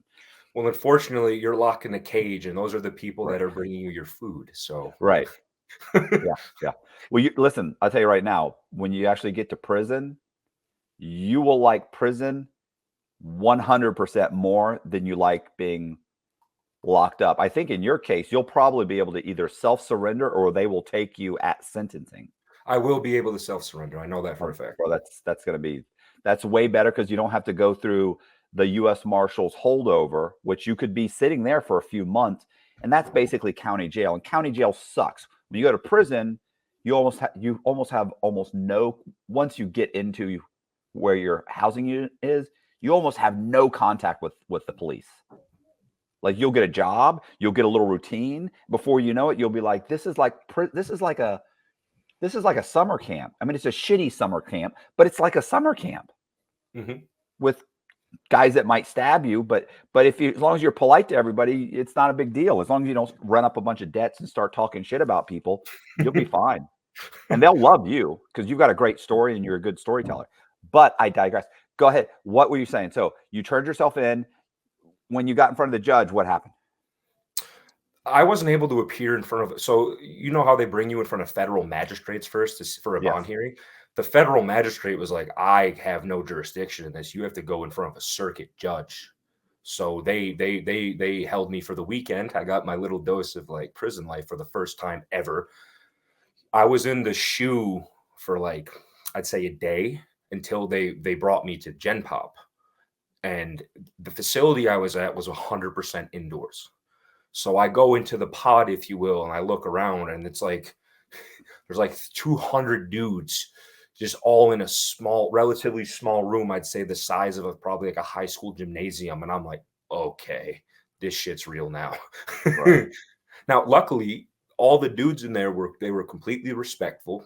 No fights or anything like that happened. The worst thing that happened was like people screaming at each other and stuff. But all the guards there too, they were sheriffs. So they weren't like private prison guards. So they were incredibly respectful at that facility. The guards had the utmost respect for you if you were respectful to them. All the other inmates, it was a mix of federal hold inmates and Virginia, like just normal, like people that had small, like under a year sentences, or people that just got off a long stretch and they're brought to there for like the last year or so of their sentence. Right. So I met a couple dudes. I met a bunch of people that were in a federal RICO murder gang case, and they were called the Reckless Tiger Gang. They were they were an Asian gang, right? And I met this dude, and I'm talking to him, and he's super nice. I mean, he has a bunch of tattoos and everything. But I don't really judge that. Well, I find out later that he just straight up just like executed somebody. So I'm like, I was talking to a literal murderer, and he was perfectly cordial and nice. Yeah. Some of the nicest people are guys that have murdered somebody. My cellmate was a Turkish national who got indicted for espionage because he dealt in defense, and somehow drone technology that he attained ended up in the hands of Iranians. And he's like, I went on vacation to Spain, and then Interpol just came to my hotel and took me away. And I'm like, well, what do you think was going to happen? You can't go to any place that would extradite you. There was hackers, there was like Russian mobsters, and then there was gang members and everything. It was my first, like, I'm like, okay, prison is like, it's just, you'll take a person like me. I did a mid-level crime. Well, people would say it's big, but in the grand scheme of things, it's not that big, right? But you send someone like me. It's not small. True, but there's people that make billions of dollars. You know what I mean? There's a few, but mostly mostly you're going to meet guys that brought a gun to a $10 crack sale and ended up getting 10 or 15 years, and you're going to be surrounded by guys that you're like, so this guy stole $500 million and he got 8 years, and this guy has been arrested 3 times and happened to bring a gun to a crack deal for less than $100 and got 20 years. Wow, that's insane. And then, you like the disparity between the sentences are so outrageous. And then you'll be like, this guy looked at some little kids on the internet and he gets 2 years. Yeah, he got 3 years. This guy, there's just no, but you'll meet some guys there that you're like, this guy's a complete lunatic and he's insane and he should never be let out and he's getting out next year. And then you got this guy who's the nicest, most helpful person ever, and he's got 30 more years to go. Yeah, you'll meet some great guys, and you're going to get in good with a group of guys that you like, and you hang out when you'll get a routine, and bro, that time's going to blow by. Mm-hmm. It'll be cool, but it'll be good. I mean, it won't be great. It won't be great. But once your expectations are lowered, which sounds horrible, you'll be like, oh, I'm okay here. Like there will be a day you'll just wake up after, whatever, it could be 6 months, could be a year and a half, and you're going to be like, yeah, I'm all right. This is going to be all right. This isn't horrible. Like it's that first, but it's until that point when you're like, this sucks. Mm. So what happened? So sorry, go ahead. The point I was trying to make is you take someone like me who messed up, right? But then you're going to put me around. You're sending all of the people who did all these things, and you're putting them together. And you think they're not going to be sitting there networking, scheming, learning new things. Oh yeah. Some great conversations. Like you'll get around a group of guys, and once you guys start talking, you'll be like, oh my God, well, wait a second. Here's what I did. And then that guy will be like, did you ever think about doing this? You're like, oh my God. So you can get fake IDs? Yeah, I can get fake. Oh my, if I could have done that, I could have, and then like, hey, what about, can you open up bank accounts? Yeah, bro, I opened up 15 bank accounts.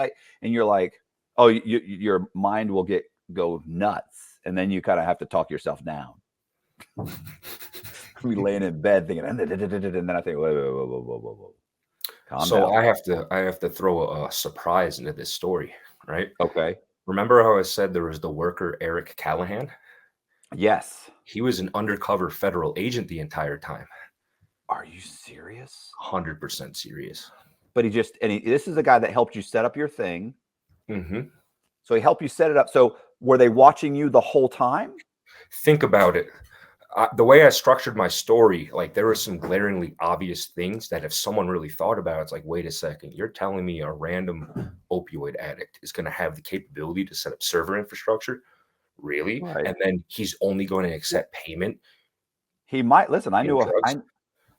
one of the smartest guys I knew was a professional hacker and can build you websites and computers and do all kinds of. He's a programmer, everything. That guy was a heroin addict. He was like a 19-year-old heroin addict. So that's so I don't think that's so crazy. That's possible. You're right. You're right. But in my experience, right, like meeting technically like people who have those technical skills, they tend to not be. He's unique in that regard. He really is. Okay.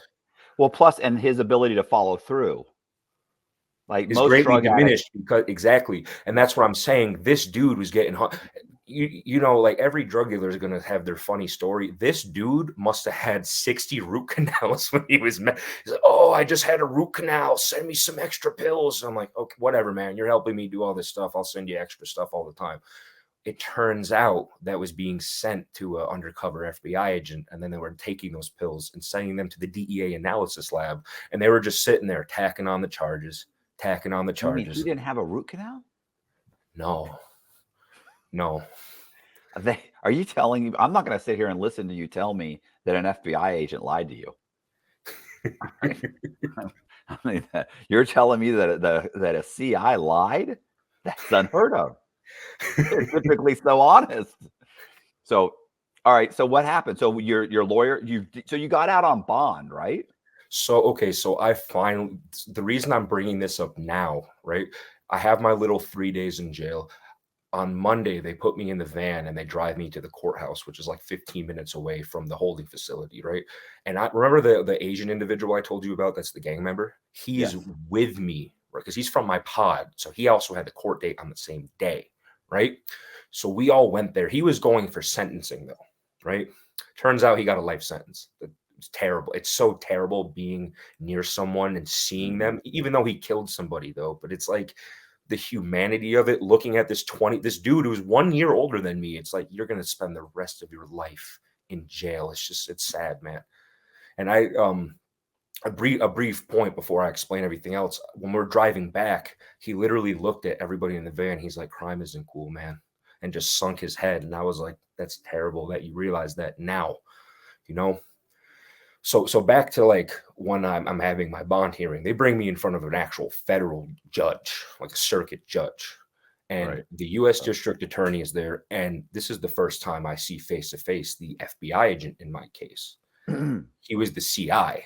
I'm not going to name his name, of course. I don't know if that could blow back on me.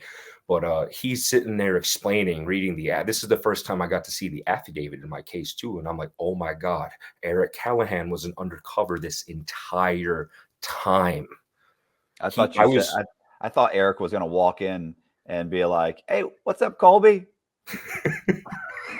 Hands you your indictment. You're like, well, he did. I never shared my name with him, but essentially Eric Callahan did come in and say, what's up, Colby? Because he was the undercover CI. Oh.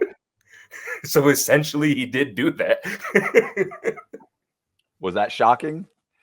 Looking back at it, I'm like, that just makes so much sense. I mean, of course, like, it is shocking, but like again, hindsight is always 20/20 with crime. Sitting there thinking back, I'm like, of course he was a CI with the questions he was asking, and every single day, right? I had him. Remember how I said I had Eric Callahan set up my own proprietary means of transacting? Yeah. He just also happened to work at a print shop while he was doing this and was able to print up flyers for me to send them out to I was going to have him mail me the flyers and I could include them in all of my orders on White House Market instead of using the internet to say, hey, this is my store. I was just going to be like, I was literally going to stick a flyer in their package and like, look at my store. And this code, huh? Eric's a good guy to know. He's connected.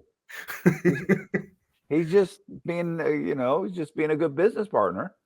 I never had him send me those, by the way, because I've even thought about him like, that's terrible operational security. I can't ever give him an address to send me anything. And then he was like, well, you could send me pills and I could then, ship everything out. And then I'm like, no, you're an opioid addict. I'm never sending you stuff. You can't handle my business. You know what I mean? You could handle like some online aspects, but literally dealing with like products, no, you can't do that. I wouldn't trust someone to do that. And I already had that down, like that network established myself, right? Now looking back, he was trying to, he was just trying to tack on as many charges as possible. Yeah. Right. They're trying to run the numbers up. Right. So do you know the literal argument for that the U.S. attorney used to keep me out in jail? The U.S. attorney said that I was a danger to my community and my family because I smoked marijuana daily. Okay. I think I don't see that. That's silly, but okay. The judge literally just stared at the U.S. attorney like, excuse me? And the person reiterated their point. And he literally looked over at my lawyer and I, and he's like, you guys have not demonstrated sufficient evidence that Mr. Kopp actively attempted to elude arrest. He literally came in and turned himself in with his attorney. Right. You guys just went to the wrong address. You could have had him. Literally, they literally did. And also, I was living at I was living back at my home, that I grew up in for over a year. So how do you not know where I was at? Right. So, all right. So, I mean, so how has this progressed so far? They let you out. They let me out. I'm on bond. I pleaded not guilty during my arraignment, not my arraignment. The thing right after arraignment when they like give you like, this is the judge in your case and what is it? Initial appearance or your first appearance. First appearance. Yeah. I entered a not guilty plea because I have one of the best lawyers in the area. So he's like, he's represented Darknet cases before and has won. So he's like, I think they have some holes in their case. Well, remember how I said that the U.S. Marshals took my fingerprints and everything? Right. The one package I ever touched myself happened to be sent to a FBI undercover. And they had my fingerprint on the USPS mail envelope. Listen, you have a lot of FBI guys buying drugs from you. It's a public forum. Anybody could go on there and purchase these things. Right. So of course, that's how they catch these people. And also, too, remember how I said remember how I alluded to earlier that the cryptocurrency is eventually what got them onto me. Right.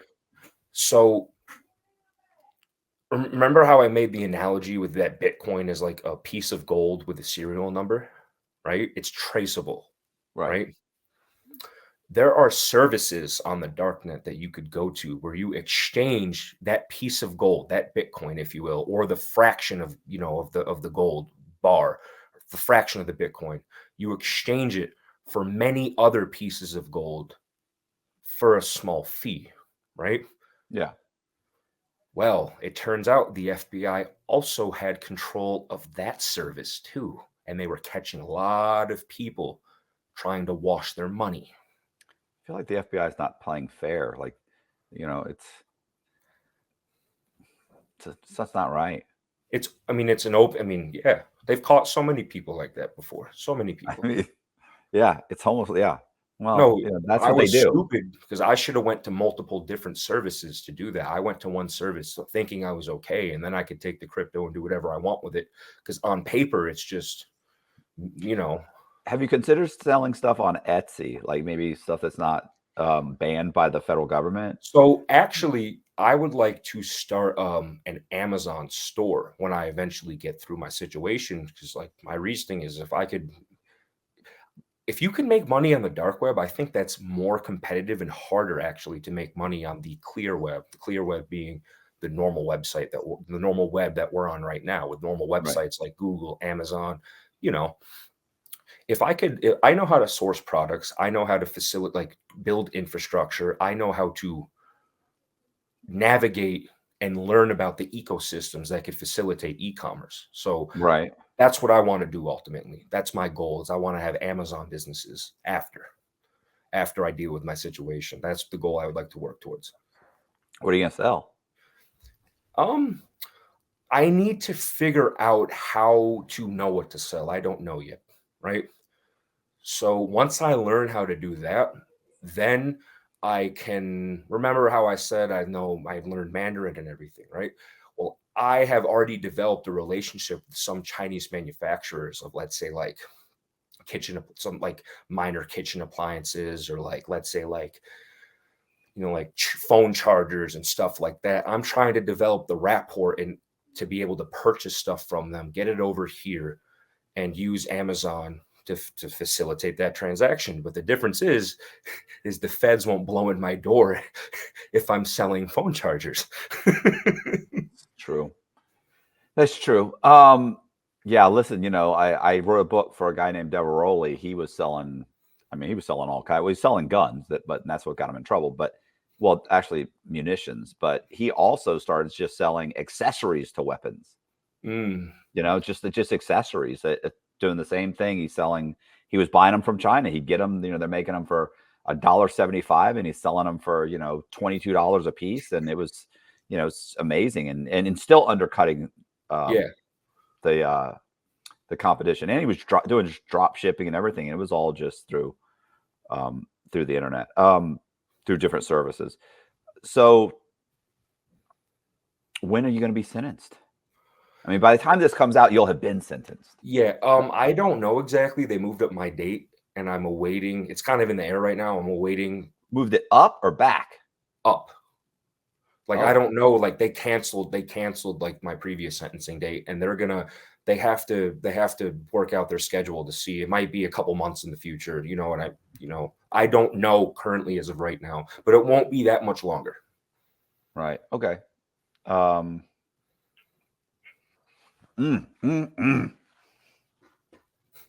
Good times. Good times. Yeah, you got time to write a book. Yeah. You can make it sexy. It doesn't have to be super huge. Were you dating anybody during this time? Yeah. I had various girlfriends, sometimes multiple girlfriends at a time, honestly. Did you travel? No. It was a lot of work doing this because, again, I solely handled the internet portion of it basically by myself. Like, I would work 12-hour days nonstop, 7 days a week.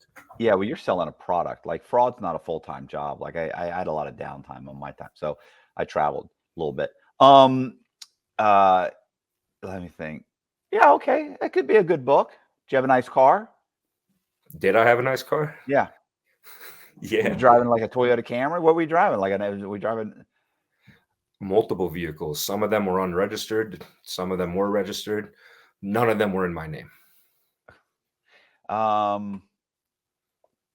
you could write a good book. You write a good book. Doesn't have to be super long. My book was pretty long because, it's like 330 pages, I think.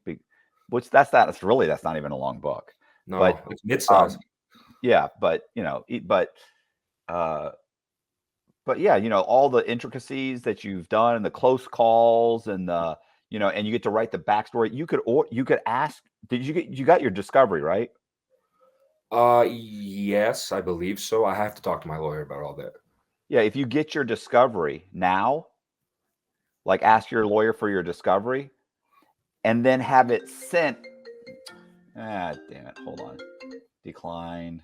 Gotta do this. Hold on. Somebody called.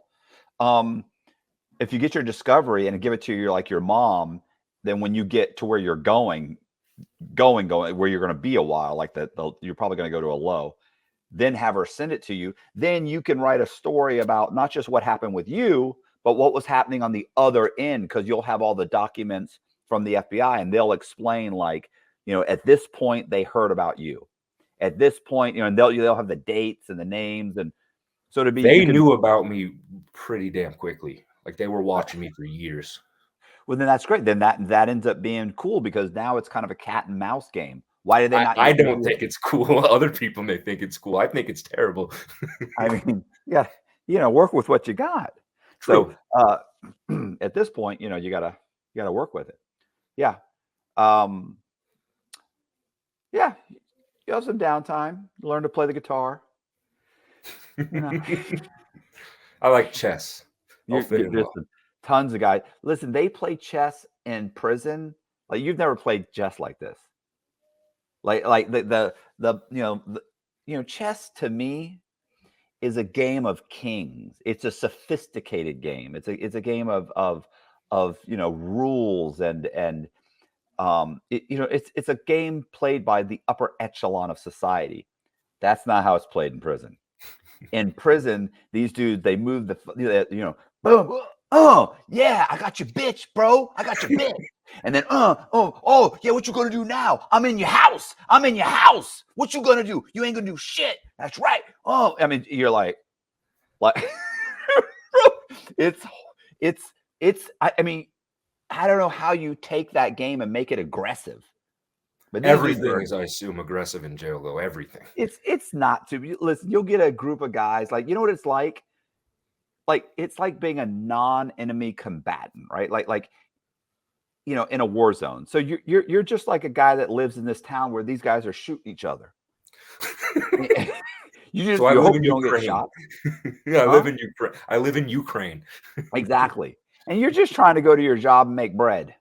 I'm just trying to go to the bakery and make some bread today. These guys are shooting. I had to stand over here while they shot, and they blew that up. I got to go home. I can't make it there today. I'll go tomorrow. And then you go tomorrow, and you have a good day. You work 3 days in a row, and you're good. And then one day you're walking home from work, and two guys are shooting each other. Only in prison they're just stabbing each other or getting into a fight. And you walk by, and you go, and you will become kind of desensitized. I remember one time. I just gotten to the low. I was at the medium, and I had just gotten to the low. Maybe I'd been there 2-3 weeks. This guy's name is Kiki. You're going to meet about 50 guys. Well, you got 10 years. Are you taking the drug program? Yeah, I qualify for RDAP because of cocaine use. Right. So you'll get hopefully, get the judge to recommend it. You'll get a year off for that. You'll get good time. Do they ever give you halfway house, or is that just bullshit? No, you'll get halfway house. You'll probably get 6 months to a year halfway house. You're whittling, like you'll end up doing 6 years. So let's say you do the 6 years. In that time period, you're gonna meet about 50, 60 guys named Kiki. So you're gonna meet some pookies. But anyway, what happened one time I had just walked in my cell, and this big black guy named Kiki was kind of walking down the hallway, right, and walked right in front of my cell and dropped dead of a heart attack. Boom. My God. And how old was he? He was young. He was like 30 something. Was he doing drugs? He'd been to medical several times over the last few days complaining about chest pains. And they kept saying, come Monday. Got to come back Monday. So he died like Saturday. I think it was like Friday or Saturday. So, it was just inconvenient for them to look at him because of the chest pain. It's the weekend. So Kiki died and hit the ground. Boom, died and slid about a foot. And I remember looking down and thinking, like he was right in front of my cell. I thought, fuck, they're going to lock this whole place down. And I'm going to be stuck in my cell for the next all night. I better go get some coffee. So I stepped over Kiki's body, walked down the hallway, went and heated up some water in the microwave, and stood there. By that point, they called medical, and they'd come running up. They got there pretty quick, but Kiki was definitely dead when he hit the ground. So they put him on a stretcher. Kiki was a big guy. So it took like 4 of them to pick him up and bring him down. As soon as they got him out there, they locked down. And so I walked in my room and drank my coffee. And then I kind of was sitting there drinking my coffee, and I was thinking, did I just step over a guy's dead body to go and get some coffee? Like, you're a cold motherfucker. I was like, that's nothing. Like, nobody shedded a tear for Kiki. There were guys that were walking around like, damn, Kiki dead, man. I've known him 10 years. Kiki made the best pizza. It was like, he's just upset because his pizza partner is gone. There'll be another Kiki. So there's going to be another Kiki. Yeah, you're going to get desensitized. I remember one time this guy, there was commotion. People are screaming and hollering and running around. You could tell when something happened because people are trying to heat up coffee and borrow stuff from other cells because you're going to get locked down. Like something happened in the rec yard, and they were screaming lockdown. And this guy comes running over, and he goes, "Cox, Cox," and I go, "Yeah, what's up?"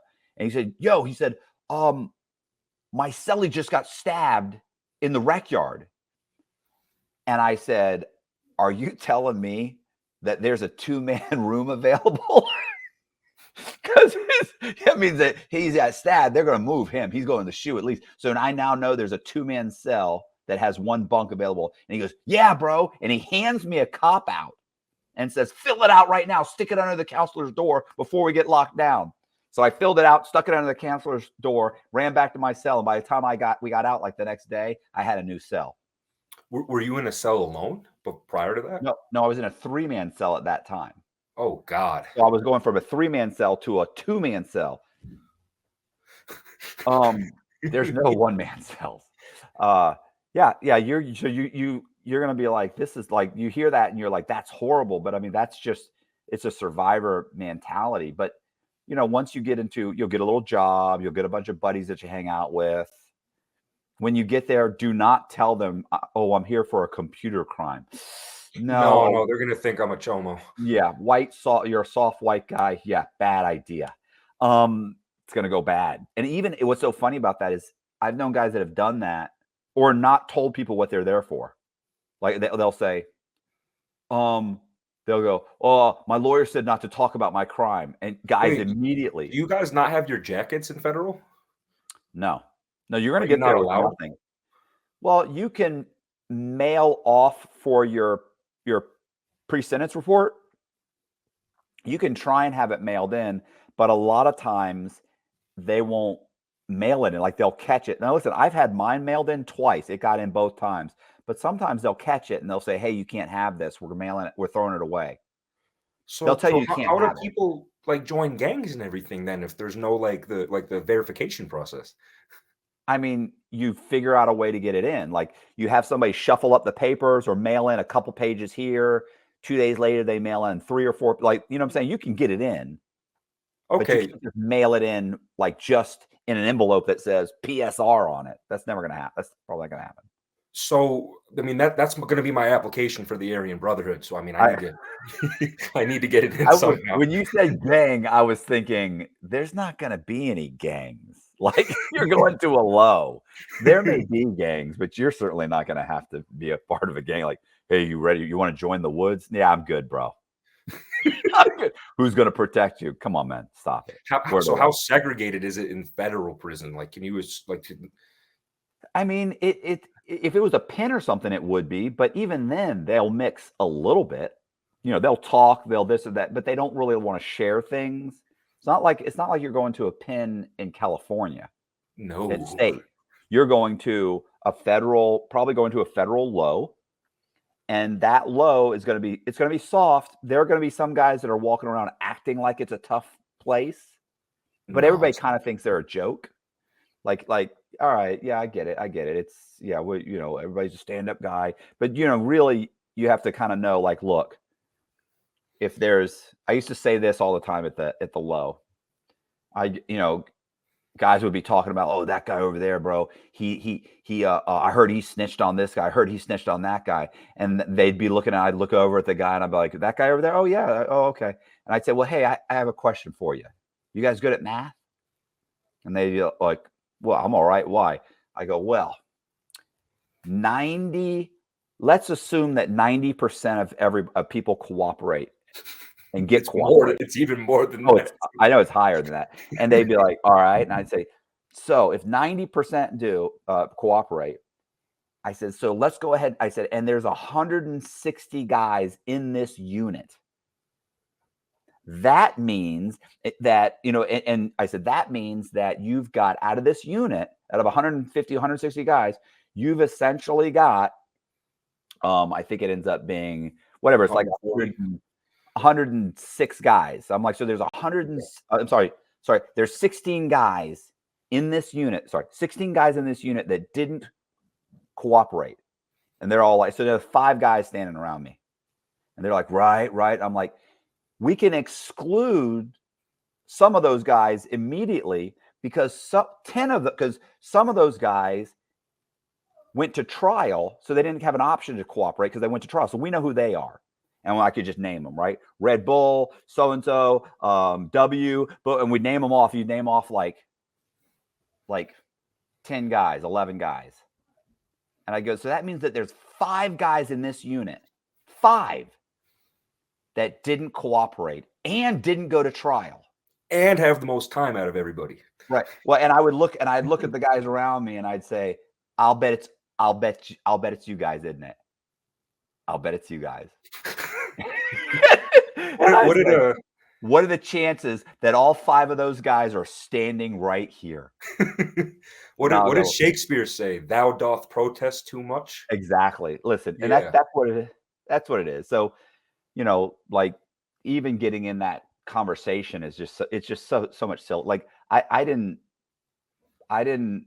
partake in the the politics of who did what or this guy or to me it's like, look, I'm getting a routine down. I'm gonna find something to do that I enjoy doing every day. I'm gonna get a group of guys that I like talking to. I'm gonna get a routine. I'm just gonna go through the motions and whittle this time away. And I did, and it was, listen, it was, and honestly, this is gonna sound horrible, but for what it is, take into consideration, it was prison, but for what it was, it wasn't a bad. It was a good experience. It was the best experience that you could have had. So for me, I had the best experience given the situation for what I could have had. And in a lot of ways, I look back on it and I think it was a good part of my life. Like I wouldn't want to redo it, but for what it wasn't horrible. So okay, I see where you're coming from. Yeah. And how many people tried hitting you? Tried what? Tried because I could tell you're very witty. So there would be a giant brutish dude who's saying something stupid, and then you're like, "Oh, that happened. Shut up." That happened several times. Yeah, I got nutted up a few times. Like literally, I realized going in, it was like I can either make smart ass cracks and get slapped every once in a while, or I can just keep my mouth shut for the next 20-something years. And I went, yeah, I'm not going to do that. Like, I'd rather just take an ass beating every once in a while. Mm-hmm. So I was probably, really, there was only one time a guy actually physically, I want to say he punched me. He bitch slapped me from behind. Because, you know what I'm saying? He walked up behind me and went, bam, and just hit me because I mouthed off to him. And I had another guy one time that poked me in the eye, but he was mentally off. Like, he couldn't be in the regular unit. They kept him in the shoe, and I was in the shoe with him. I didn't realize he's crazy. So other than that, I really didn't have any issues. Okay. So, luckily, I'm a bigger guy, so I don't think people are going to just come screw with me. Right. Well, and the other thing is, honestly, like I don't know if you've ever watched any of my stuff, but literally, if you get stabbed in federal prison, you pretty much had it coming. Like, yeah, you did something. You did something. Like, people think someone randomly ran up and did something. No. You ran up a debt, or you gambled and ran up a debt, didn't pay. You can run up store debts. Like, guys will have stores. They'll sell stuff out of their locker. Like, they'll keep extra commissary in their locker. Alert so you from calendar. Oh, sorry. What are they called? They're called the shop men, right? Yeah. So you can do that, and people will run up a debt and not pay, and then they'll be like, yeah, what you gonna what are you gonna do? And it may be some old man you're not scared of. He'll have somebody just come beat your ass. Like, so, or you talk shit about people, you start mouthing off about people or spreading rumors, that'll catch up with you. Like, there's lots of things that will catch up with you. So, you don't talk about people, you don't run up debts, be polite to everybody. You'll be fine. You'll be in a low. You're a big guy. You're going to meet a bunch of people that you're like, I can't believe I'm talking to this guy right now. I cannot believe, like, you're going to want to say, almost stop the guy and go, bro, I can't believe I'm talking to you right now. You're insane. But don't do I've that. already been there in the holding Right, cell when yeah. that dude was talking about. He's like, they're gonna turn me into the next JFK. I'm like, what are you talking I about? don't know what that means. I'm You know what scared to his even charge ask. was too? What? He Oh, yeah. tried burning his school to the ground.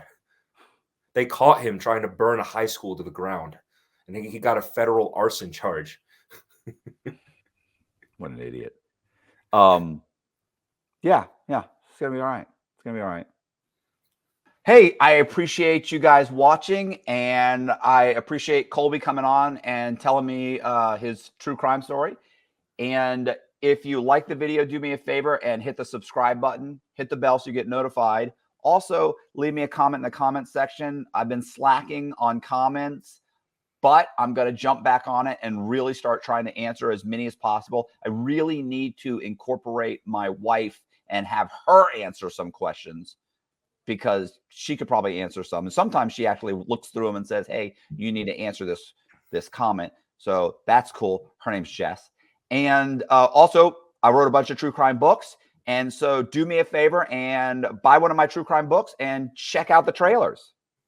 Using forgeries and bogus identities, Matthew B. Cox, one of the most ingenious con men in history, built America's biggest banks out of millions. Despite numerous encounters with bank security, state, and federal authorities, Cox narrowly, and quite luckily, avoided capture for years. Eventually, he topped the U.S. Secret Service's most wanted list and led the U.S. Marshals, FBI, and Secret Service on a 3-year chase, while jet-setting around the world with his attractive female accomplices. Cox has been declared one of the most prolific mortgage fraud con artists of all time by CNBC's American Greed.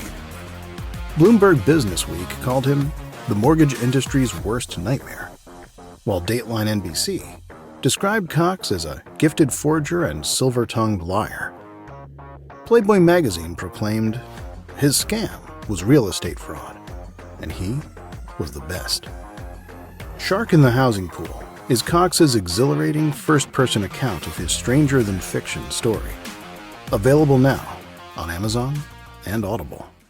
Bent is the story of John J. Boziak's phenomenal life of crime. Inked from head to toe, with an addiction to strippers and fast Cadillacs, Boziak was not your typical computer geek. He was, however, one of the most cunning scammers, counterfeiters, identity thieves, and escape artists alive, and a major thorn in the side of the U.S. Secret Service as they fought a war on cybercrime. With a savant-like ability to circumvent banking security and stay one step ahead of law enforcement, Boziak made millions of dollars in the international cyber underworld, with the help of the Chinese and the Russians. Then, leaving nothing but a John Doe warrant and a cleaned-out bank account in his wake, he vanished. Boziak's stranger-than-fiction tale of ingenious scams and impossible escapes, of brazen run-ins with the law and secret desires to straighten out and settle down, makes his story a true crime con game that will keep you guessing. Bent: How a Homeless Teen Became One of the Cybercrime Industry's Most Prolific Counterfeiters. Available now on Amazon and Audible. Buried by the U.S. government and ignored by the national media, this is the story they don't want you to know. When Frank Amadeo met with President George W. Bush at the White House to discuss NATO operations in Afghanistan, no one knew that he'd already embezzled nearly $200 million from the federal government, money he intended to use to bankroll his plan to take over the world. From Amadeo's global headquarters in the shadow of Florida's Disney World, with a nearly inexhaustible supply of the Internal Revenue Service's funds, Amadeo acquired multiple businesses, amassing a mega conglomerate. Driven by his delusions of world conquest, he negotiated the purchase of a squadron of American fighter jets and the controlling interest in a former Soviet ICBM factory. He began working to build the largest private militia on the planet, over 1 million Africans strong. Simultaneously, Amadeo hired an international black ops force to orchestrate a coup in the Congo, while plotting to take over several small Eastern European countries. The most disturbing part of it all is, had the U.S. government not thwarted his plans, he might have just pulled it off. It's insanity, the bizarre, true story of a bipolar megalomaniac's insane plan for total world domination. Available now on Amazon and Audible. Pierre Rossini, in the 1990s, was a 20-something-year-old Los Angeles-based drug trafficker of ecstasy and ice. He and his associates drove luxury European supercars, lived in Beverly Hills penthouses, and dated Playboy models while dodging federal indictments. Then, two FBI officers with the Organized Crime Drug Enforcement Task Force entered the picture. Dirty agents willing to fix cases and identify informants. Suddenly, two of Rossini's associates, confidential informants working with federal law enforcement, were murdered. Everyone pointed to Rossini. As his co-defendants prepared for trial, U.S. Attorney Robert Mueller sat down to debrief Rossini at Leavenworth Penitentiary, and another story emerged. A tale of FBI corruption and complicity in murder. You see, Pierre Rossini knew something that no one else knew. The truth. And Robert Mueller and the federal government have been covering it up to this very day. Devil Exposed. A twisted tale of drug trafficking, corruption, and murder in the City of Angels. Available on Amazon and Audible. Bailout is a psychological true crime thriller that pits a narcissistic conman against an egotistical, pathological liar. Marcus Schrinker, the money manager who attempted to fake his own death during the 2008 financial crisis, is about to be released from prison, and he's ready to talk. He's ready to tell you the story no one's heard. Schrinker sits down with true crime writer Matthew B. Cox, a fellow inmate serving time for bank fraud.